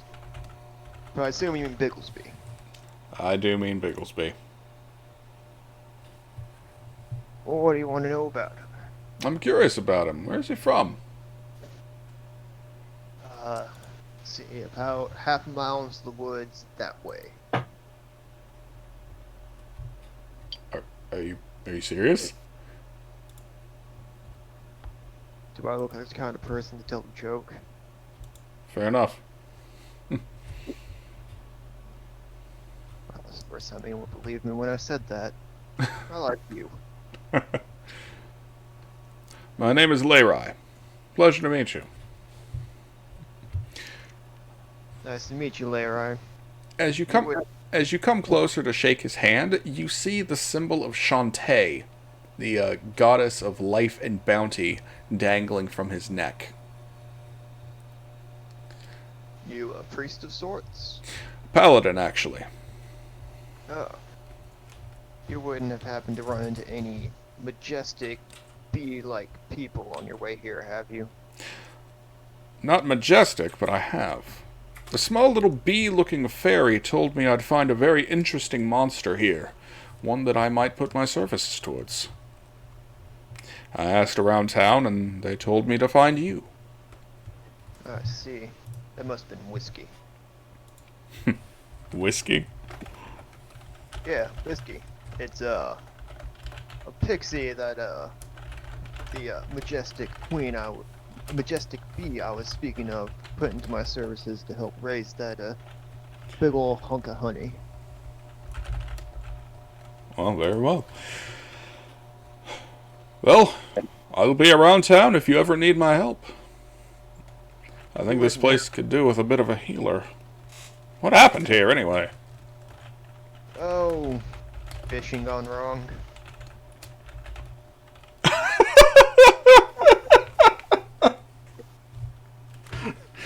He raises a brow at that, but doesn't comment on it. He makes small talk for a little while longer before excusing himself and heading back into town to set up a place to stay. Before you go, you wouldn't happen to know how to fix a broken ankle, would you? Oh, of course. Here, show me. Yeah, here, one of the fish got me, but I fought it off heroically. He quickly resets the bone and heals it back together with his magic. There you go, good as new. Thank you. What was your name again? Lerai. How do you spell that? Laerai. It's in your Rufa, by the way. Okay, yeah, I'm also keeping track of it on my character sheet. Fair enough. Alright. And finally, we come to Charlotte. Okay. 30. Oh boy. The warlock.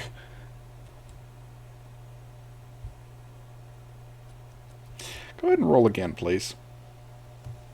Because that's the same thing. Why is that? It's the same thing you got last time. Okay. Oh. Ooh. Roll me a d12.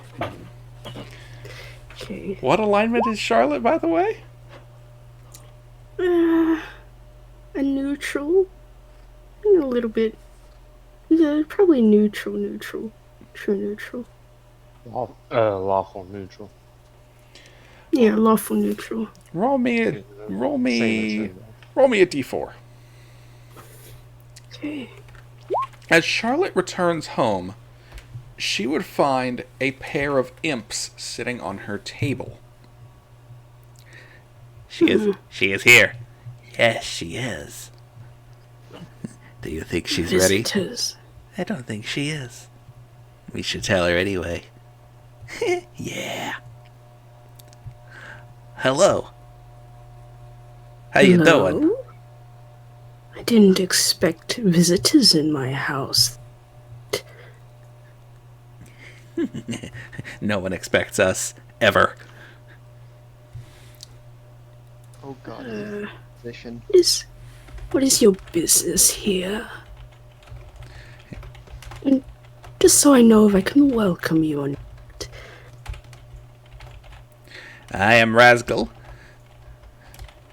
And this is my brother, Truggle. We come bearing news from the Great Mother, the Queen of the Hags. She sends her regards. She says you did well, slaying a devout follower of the Shark Queen. That heart will be tasty and nice in the rituals, yes. Oh, it's been a while since I've had a message from Great Mother. I do miss her very much. Would you be able to tell her to come by sometime? I'd love to have dinner with her sometime soon. And she takes out the heart and she says, and would you like a gift of parting? They happily... Rasgal happily reaches up and accepts the heart. She will be quite pleased with this. You have her gratitude in advance. Yes, in advance.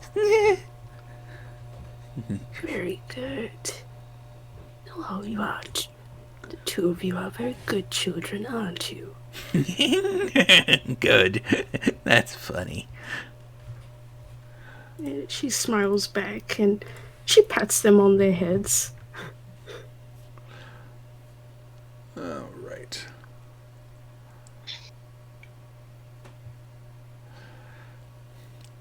And with that... Be right back, guys. Oh, whoa. Wait. Where's my lawful Eagle BioWare companions? I was actually about to get to that.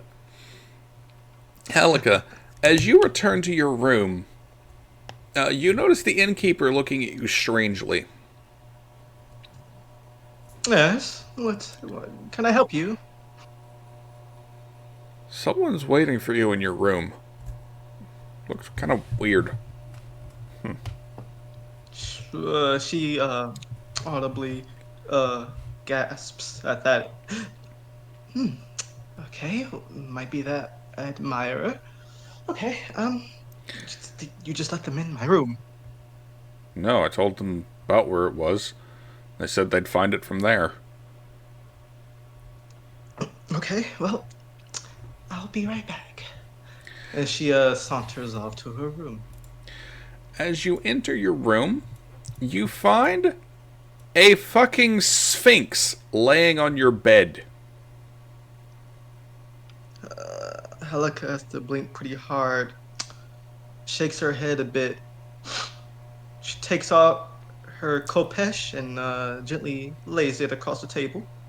Straightens up her hair, getting the blood and the disgustingness off of it.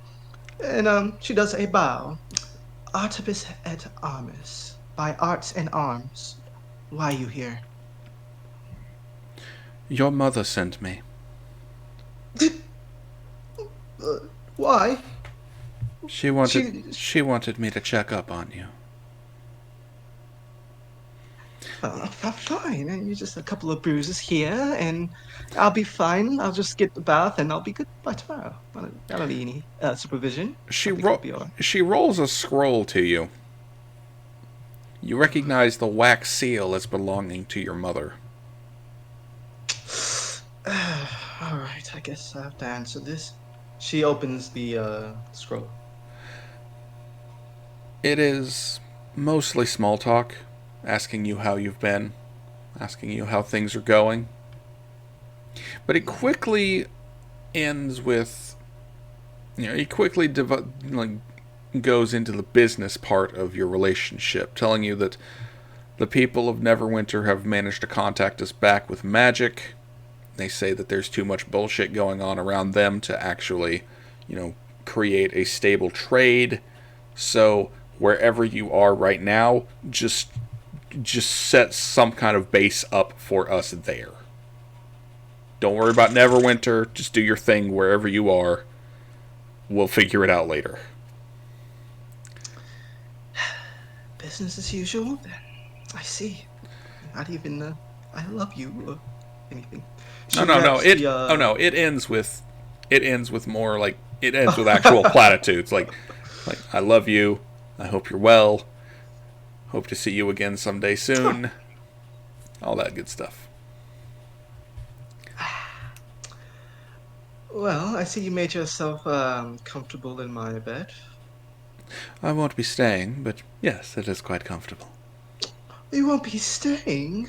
Well, Well, no. where are you gonna sleep? I have to return home. Home? Yes. Why not stay here and